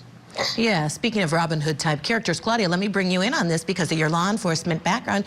You know, you have people from all different walks of life that law enforcement officials always have to deal with. You have a situation here, a young man, he has kind of gotten this, in a way, rock star following. And dealing with someone that gets that kind of attention also creates a lot of challenges for law enforcement. Yeah, it absolutely does, Kelly, because you have that added layer of people being everywhere that you're going to take him. So you have to have extra levels of security, perhaps. You have to think about the possibility of people trying to free him or trying to get him away, because we know that so many people do celebrate what he did. So it does add another layer for law enforcement officials, particularly when they are transporting him or dealing with him in the public, that they have to further protect themselves and protect him as well. Yeah. All right, Claudia and Ken is sticking around for the remainder of this hour, but we do need to take a break. But coming up, before we get to our top 2 moments from 2025, we have a few more honorable mentions. A shocking verdict for a deadly son, and the killer cult mom added a few more sentences under her belt. Keep it right here on Court TV. Soon to Court TV. A Microsoft executive gunned down. Now his ex and her new husband are charged with his murder. An alleged murder plot involving a family's au pair and the married father she worked for. A social media sensation, now a suspected killer. Why do you have something against me? She wrote a children's book about her husband's death. Now she's accused of killing him. The high-stakes trials you don't want to miss. Coming soon, only on Court TV. I'm in a constant state of fight or flight, and I don't know. If I think she's gonna do something, even if she's not, I might act. I'm not gonna like go crazy or anything, but I'm not sure, honestly. Okay. You're not sure if you're gonna hurt? Only if she tries to hurt me. Welcome back. Cody Thomas here with Kelly Craft, of course. Now we're counting down our honorable mentions in the top best trial moments of 2025. Now let's go to Florida for the deadly son murder trial of 17-year-old Colin Griffith. There are no defects nor omissions in the verdict. Counsel for the state, counsel for the defendant, rise and hearken to the verdict. Mr. Griffith, rise and hearken to the verdict. State of Florida versus Colin Griffith. With the jury, found as follows. As to the defendant in this case, the defendant, as to count 1, the defendant is not guilty. As to count 2, the defendant is not guilty. So say we all, this 5th day of February, 2025. Does the state wish to have the jury polled? The teenage defendant walked out of jail in February after he was acquitted of murder charges in the stabbing death of his mother. Griffith claims that he stabbed her in self-defense after she attacked him. On September 8th, 2024, Colin told 911 dispatchers that his mom, Catherine Griffith, fell on a knife during a fight. What caused the bleeding? she got real tight, and we went to the knife, and she fell on it. Where is the knife right now? And who did she get in a fight with? We got real tight for a long time, and then she got on top of me and fell on it. Now, during closing arguments, Colin's attorney suggested Catherine, quote, committed suicide by son. The year before his mother's death, Griffith fatally shot his father in Oklahoma, claiming self-defense once again. Now, there were no witnesses and the charges against him were dropped. Now, let's go to Arizona. This is the trial of infamous cult mom murderer Lori Daybell. Her case made the #4 spot in our honorable mention of best moments in 2025. I recall that she spoke about her husband being possessed. He called and he said, he's dead. I Googled him and he's dead. Alex killed him. Did you ever speak with Charles Vallow about Lori Vallow interfering with your marriage with Melanie? Yes, I did. When you were asked by Detective Pillar if there was anyone you knew who might want to harm you, were you able to provide any names? It was two people. It was Lori and Alex. I mean, if I open the door, do I get a hearing? We stop trial and I get a hearing on... Stop. As to the crime of count 1, conspiracy to commit first-degree murder occurring on or about October 2nd, 2019, as follows. Guilty. Now, following that trial, emotions ran high inside a packed Phoenix, Arizona courtroom for Daybell's sentencing. Lori, right in prison. We can't do that. Let's go. Everyone out now. Now, in April, a jury found her guilty of conspiracy in the murder of her 4th husband, Charles Vallow. Then earlier this year, another jury convicted her of conspiracy in the attempted murder of her niece's ex-husband, Brandon Boudreaux. He could be seen wiping tears while sitting in the gallery during her sentencing. Lori represented herself in both trials. She even had a tense exchange with the judge during one of her hearings. The state did raise any issue of character evidence under 404A and 405, that if the defendant opens the door and tries to advise that she is a good person, a peaceful person, a kind person, a loving person, any of those other types of things, that we believe that would allow us under 405 to then bring in specific acts such as the murder of her children, her husband, and her current husband's wife. All right. Which would also be 404B that they withdrew. No, it would be 405. Yeah, they withdrew it, but if you bring up 404 that you... Then all 404B is in, or do we get a hearing on what 404B can come in? If I open the door, do I get a hearing? We stop trial and I get a hearing on... Stop. We'll have a very short hearing, okay?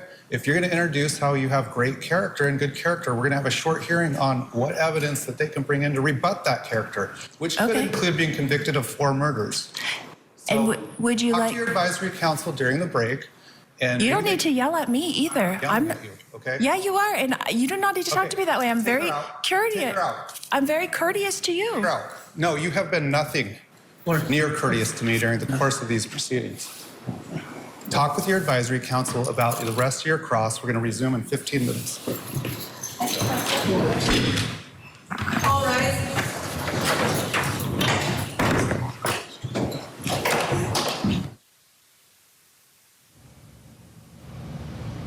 Now, Boudreaux and Kay Woodcock, Charles Vallow's sister, were among those who faced Lori as they delivered powerful victim impact statements. Daybell was ordered to pay more than $11,000 in restitution to Charles Vallow's family in October, adding more financial consequences to her multiple life sentences for a string of murders and conspiracies. All right, let's bring back in trial attorney Henning Kearney along with former law enforcement officer Claudia King. And Claudia, I want to start with you because I know you also have expertise in domestic violence. And I want to start with Colin Griffith. Now, Claudia, this is a kid who has killed his mother in self-defense, right? This is a kid who shot his own father a year prior, also claiming self-defense. And he's walked out of jail with charges dropped in both of those cases. Now, Claudia, domestic violence isn't always spouse to spouse like we typically see it. Is there a likelihood that Colin Griffith may or may not find himself in a similar situation here again? I think that's absolutely possible because I think he is the abuser that we're seeing in these cases. And I think in some of the clips that we saw, what he was actually doing was kind of setting up his defense very early on when we saw him talking about defending himself against his mother to law enforcement officers. And that's what a lot of abusers do is, you know, they will put the light on the other person, on the victim, that they are the actual abuser to show the light better on themselves, to portray themselves as the victim. So I think now that he's gotten away with this twice, he's emboldened, and it's very likely that he'll find himself in a similar situation again. Yeah, Claudia, even in that situation, it seemed like when they read the verdict there, it seemed as if his defense counsel was even a little bit surprised. But Cannon, I'll bring you in on this one because I'll switch gears and go to the Lori Daybell trial. I was out there covering her trials, being in the courtroom, seeing her walk in and smiling to everyone in the gallery. It really was not a surprise that she was convicted in all of those cases. Not at all, Kelly. It appears that Ms. Daybell wanted to manipulate societal values. She thought that she was going to be able to get over just because of the fact that she believed her self-righteous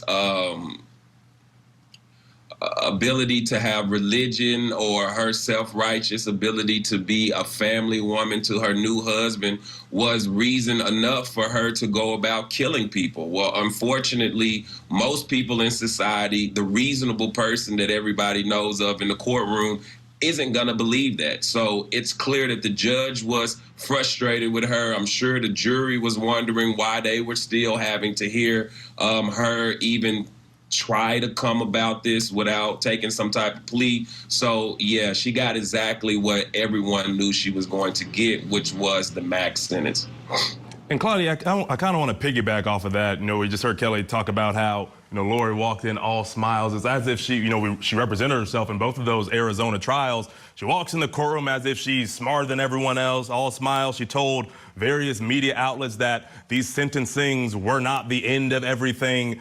Claudia, in your opinion, what does that say about Lori's mental state? Because on one hand, we have those sorts of actions, and then obviously her radical beliefs. But then we also see her kind of holding her own a couple of days inside the courtroom. What does that say about what's going on upstairs with Lori Daybell? She is definitely manipulative. She is probably a narcissist, and she's absolutely an abuser. Again, she does believe that she's smarter than everybody else. She thinks that she can gaslight even the judge, the jury, everyone around her, and she's never going to quit. She will keep talking just to hear herself talk. So we probably haven't seen the end of her. She'll figure out some way, somehow, to get herself back in the spotlight. Yeah, I definitely think she will. And yeah, when we were out there and she would walk in, you know, she was actually quite friendly. She would smile at everyone, and in a way, when she talked with the jury, it was as if she was just trying to get them to kind of agree with her story, saying this is just a family tragedy. Ken, we don't have a lot of time, but that's one of the things that she said in her opening and the close. This is just a family tragedy. Yeah, Kelly, family values are always going to hit ahead with the jury. Unfortunately, murdering 4 people also does as well. Yeah, absolutely.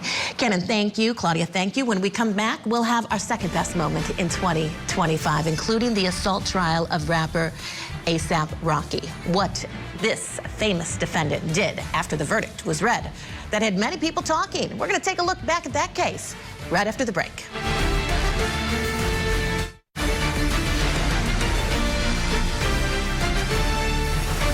You're watching Court TV. I'm Cody Thomas, along with none other than Kelly Craft. Great to be here with you, my friend. You too, Cody. In February, rapper A$AP Rocky stood trial accused of 2 felony counts of assault with a semi-automatic firearm. Now, the charges stem from a 2021 incident near a Hollywood hotel where prosecutors say he shot at his former friend and collaborator, A$AP Rocky, whose real name is Terrell Efron. Who could forget the contentious cross-examination between Efron and Rocky's defense lawyer, Joe Tacopino? It prompted the judge to interject several times. Mr. Efron, there is nothing in your Instagram that shows you in Los Angeles on October 19, 2021. Is there? Yes, it is. Really? I'm going to give you a live phone. You show me on your Instagram. Show me on your Instagram where it shows that you're in Los Angeles on October 19, 2021. What do you mean a live phone? A phone. Your Instagram. We're going to your Instagram. No, we would have to go, see, now you think you slick. We would have to go to my phone, my actual phone, and go to my archive. You're not going to show me something of my highlights, which is not there. You think you slick. Stop. This is, you're not going to keep tripping me up. I'm on You're trying to show me somebody else's that I can't activate where I can go to my archive. You're not slick. You have your phone. And you know I don't got it. It's over there. We can get it though. I can show them. We can go get it right now. So your clear this up. This will cause you to go back. No, you did because you're sneaky. Don't be insulting. Stop it. You just trying to show me something off a story that you can't get in your archive. So you're already like lying to people or lying about the situation because you know I cannot see it through that way. I would go through my phone. You cannot accuse anybody of lying. Mr. Efron, in fact, what happened yesterday was at 2 o'clock and at 2:11. Somebody called with the pen name of Don't with Justice posted 2 photos on Twitter of you at the shooting range and the Los Angeles Gun Club at the shooting range. I don't know about none of this. Hold on. What's the objection? What's the objection? What's your saying? Mr. Efron, you saw the video of your trial testimony on this topic, correct? Just a few minutes ago. Okay. Okay, yes, I did. Okay. You say yes? Yes. Did you look like you were confused by that question at all when you said, definitely not? I'm going to be honest, I just wanted to stop talking to you. The 3-week trial was full of heated moments between the attorneys. Let's take a look back now at some key moments from that trial. It's our number 2 moment from 2025. The prosecution also told you that Rocky produced a semi-automatic pistols and pointed it at Relly. And said, I'm going to kill you. Let's break that down. See what the evidence really shows. First of all, the object was not a semi-automatic pistol. It was a prop gun. That's pretty clear from the evidence. Not only witness testimony, the fact that there's no evidence of a shooting at all. But beyond that, Rocky certainly did not point at Relly. The video shows that. And 12 told you that. In fact, based on Relly's own testimony, the object was put away when 2 people walked by on the street. And as a result of that, whatever Relly claims Rocky did with it, while they were off camera to the right, meaning inside that parking garage, you know that's a problem for them because they were off camera in the parking garage for only seconds. Only seconds. Not long enough for Relly to have happened to him what he described happened. This case comes down to one issue and one issue only. They are saying it's a prop gun. If it's a prop gun, he is absolutely not guilty of the charges. Not because he didn't pull it, not because he didn't fire it, but because under the law, if it's not a real firearm, it's not a violation of Penal Code Section 245, and it's not the personal use of a firearm. Now, here's what's interesting. Now, again, I'm going to explain this in more detail. Mr. Tacopina got up here. He says, absolutely. Hey, listen. He did not have a real gun. It's a prop gun. But it's still self-defense. That's not true. If it is a prop gun, there is no self-defense. And the only way you can get to self-defense in this case is you have to find, one, that it was a real gun, which it clearly was a real gun. There's no question there. It was a real gun. The prop gun is a figment of the defense and the witnesses who testified to it. We, the jury, the above entitled action, find the defendant, Rakeem Mayers, not guilty of...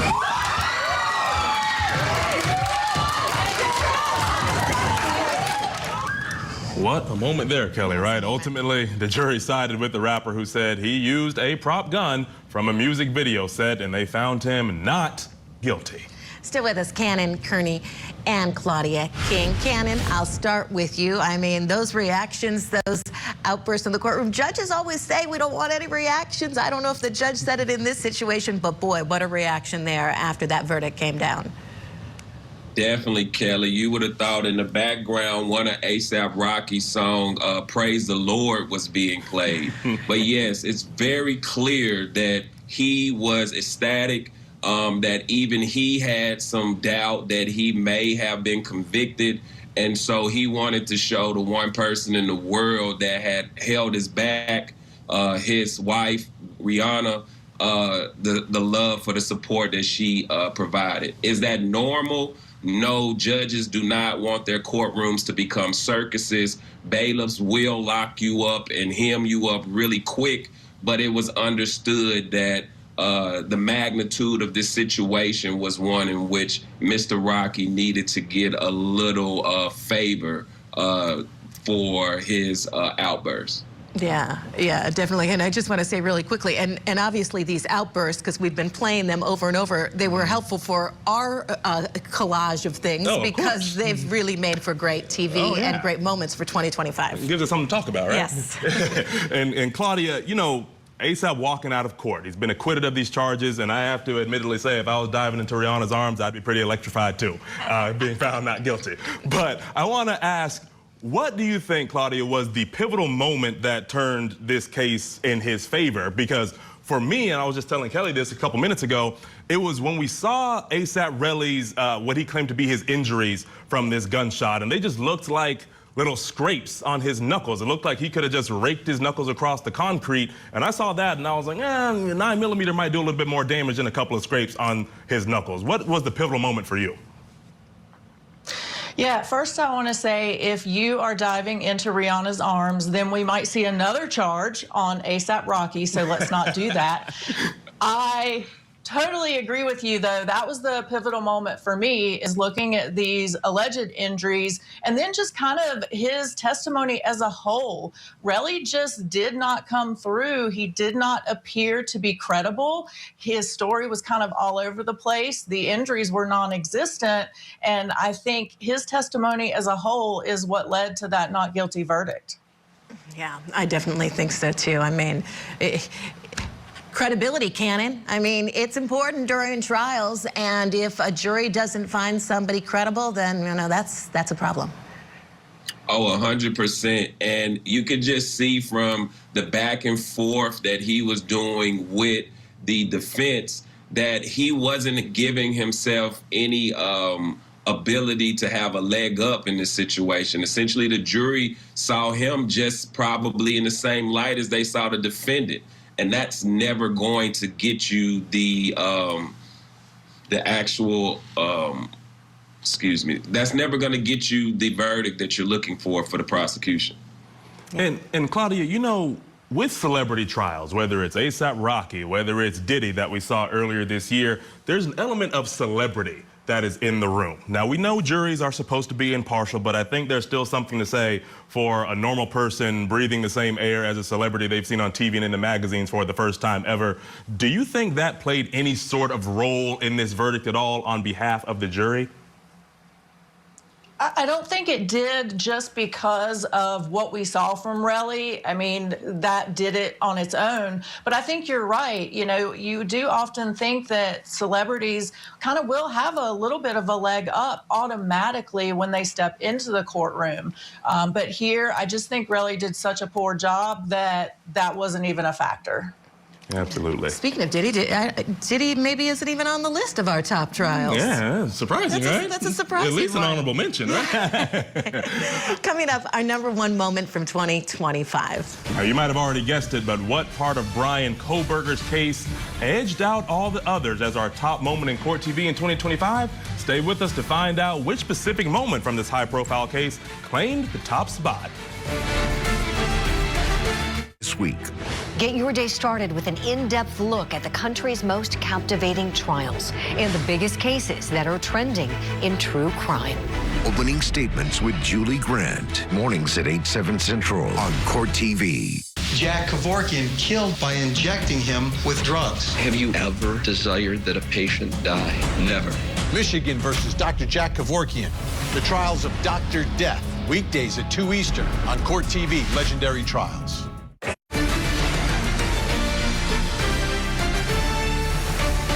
Are you pleading guilty because you are guilty? Yes. And Mr. Kohlberg, you understand that by entering the guilty plea in this case, you would be giving up your right to appeal any decision this court made, as well as your sentence? Yes. Brian Kohlberger admitted to the murders of 4 University of Idaho students. Kohlberger avoided trial and a possible death sentence by pleading guilty to the stabbing deaths of Madison Mogen, Xana Kernodle, Ethan Chapman, and Kaylee Gonsalves. This was in November of 2022. Now, Kohlberger was sentenced to 4 consecutive life sentences, and our #1 moment of 2025 comes from his sentencing hearing, as the family of victim Kaylee Gonsalves spoke directly to her killer. The world's watching because of the kids, not because of you. Nobody cares about you. You're not worth the time, the effort to be remembered. In time, you will be nothing but 2 initials forgotten to the wind.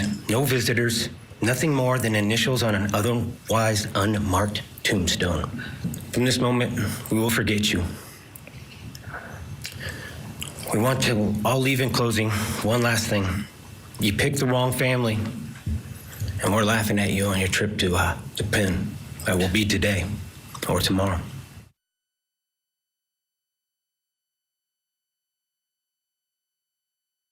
We just get creepy, non-expressive stares as you have your team of women defend you. You, in the cloak of darkness, gave each and every one of Kaylee's family members their own lifetime sentence.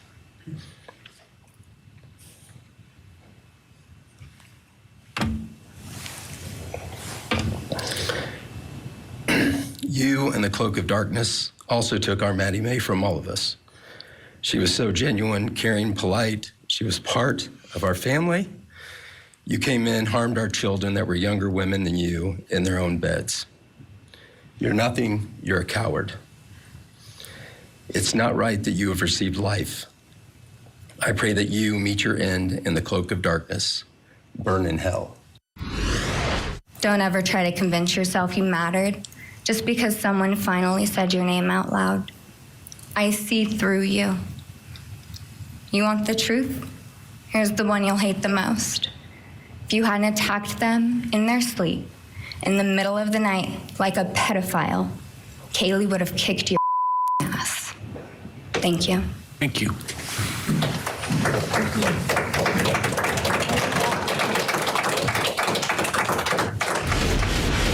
You're nothing. May you continue to live your life in misery. You are officially the property of the state of Idaho, where your fellow inmates are anxiously awaiting your arrival. But it's okay, because they're there to help you. Hell will be waiting. Quick message from our youngest daughter. Aubrey wanted to say, you may have received A's in high school and college, but you're gonna be getting big D's in prison. Thank you. All right, still with us, Cannon Kearney and Claudia King. And Cannon, I want to start with you. You know, Kohlberger got this plea deal. The bulk of the plea deal was, you know, the fact that he avoids the death penalty. Doesn't go to trial, but he is not sentenced to death. Now, I promise I don't mean to be morbid here with this question, Cannon, but what is the death penalty for if not for a case like this one? Why did the prosecution spare this killer's life when 4 other families won't be able to see their loved ones again? So I believe the reason why, Cody, is because the prosecution, the court system wanted to save the community a long, drawn-out trial. It's clear that Mr. Kohlberger had a team that was ready to fight, and even though he would have lost, we would have continued to play this over and over and over into the new year of 2026. That is not what this family needed. That is not what this community needed. Idaho probably hasn't even been talked about this much since the potato. So in general, it is not what this community wanted to see, and so they pushed for him to plea, and he did, And so he saved this community a lot of heartache and pain by go ahead and going on to prison with Big D. Yeah, this trial would have gone on for months and months. When we were prepping for it here at Court TV, we were talking about maybe 3 months for certain, someone being out there in Idaho. Yeah, an entire crew, but then it was resolved, and it was shocking, and that it ended up being resolved in the way it was, just because so much planning had gone into covering it, and the families just were, a lot of them, very surprised at what took place. Claudia, what's been your take on what took place? Obviously, our big moment here for 2025, that case being resolved. I fully support this winning the big moment and what you pick to be the big moment and giving the families the opportunity to get some closure. You know, this is the only way that they have. This is the only opportunity that they would have to speak to Kohberger. And I'm really proud of them for taking that opportunity and really standing up for themselves. I think it was amazing.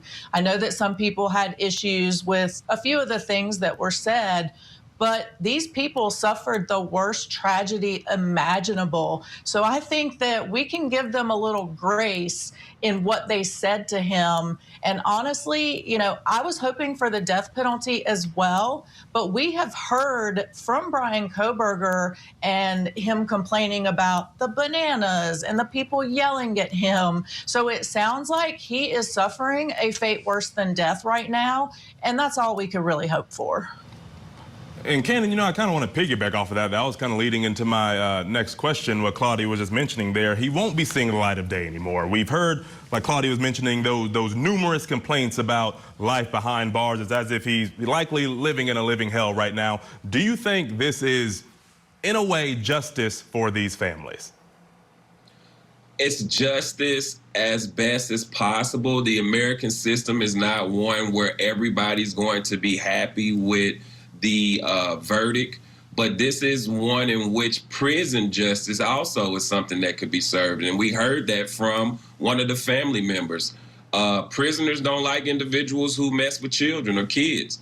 And obviously here, Mr. Kohberger killed 4 children or 4 kids, took them away from their family. So to answer your question, do I believe from what we heard from the families that they thought that this was a great moment in which he's going to not be killed or not have the death penalty and be able to stay in prison for the rest of their lives? No. But is this one in which the community can lay their hat on and say that this gentleman will never be out? He will never be able to try to do some type of true crime type of scenario in which he's killing people to get away? Yes. And so that's the way that justice goes in America. Yeah, I mean, this was a guarantee, and so there were no surprises. There was no long, drawn-out trial. And let's be honest, going through a lot of it would have been, you know, boring. They'd have to go through so many different details. So it would have DNA stuff and everything. It would have dragged on, and so the family was able to come out there and really speak and be strong, as both of you had mentioned. Thank you so much, Claudia, for joining us, as well as Cannon. Appreciate it. Great to see both of you. And we just showed you the top 10 moments on Court TV.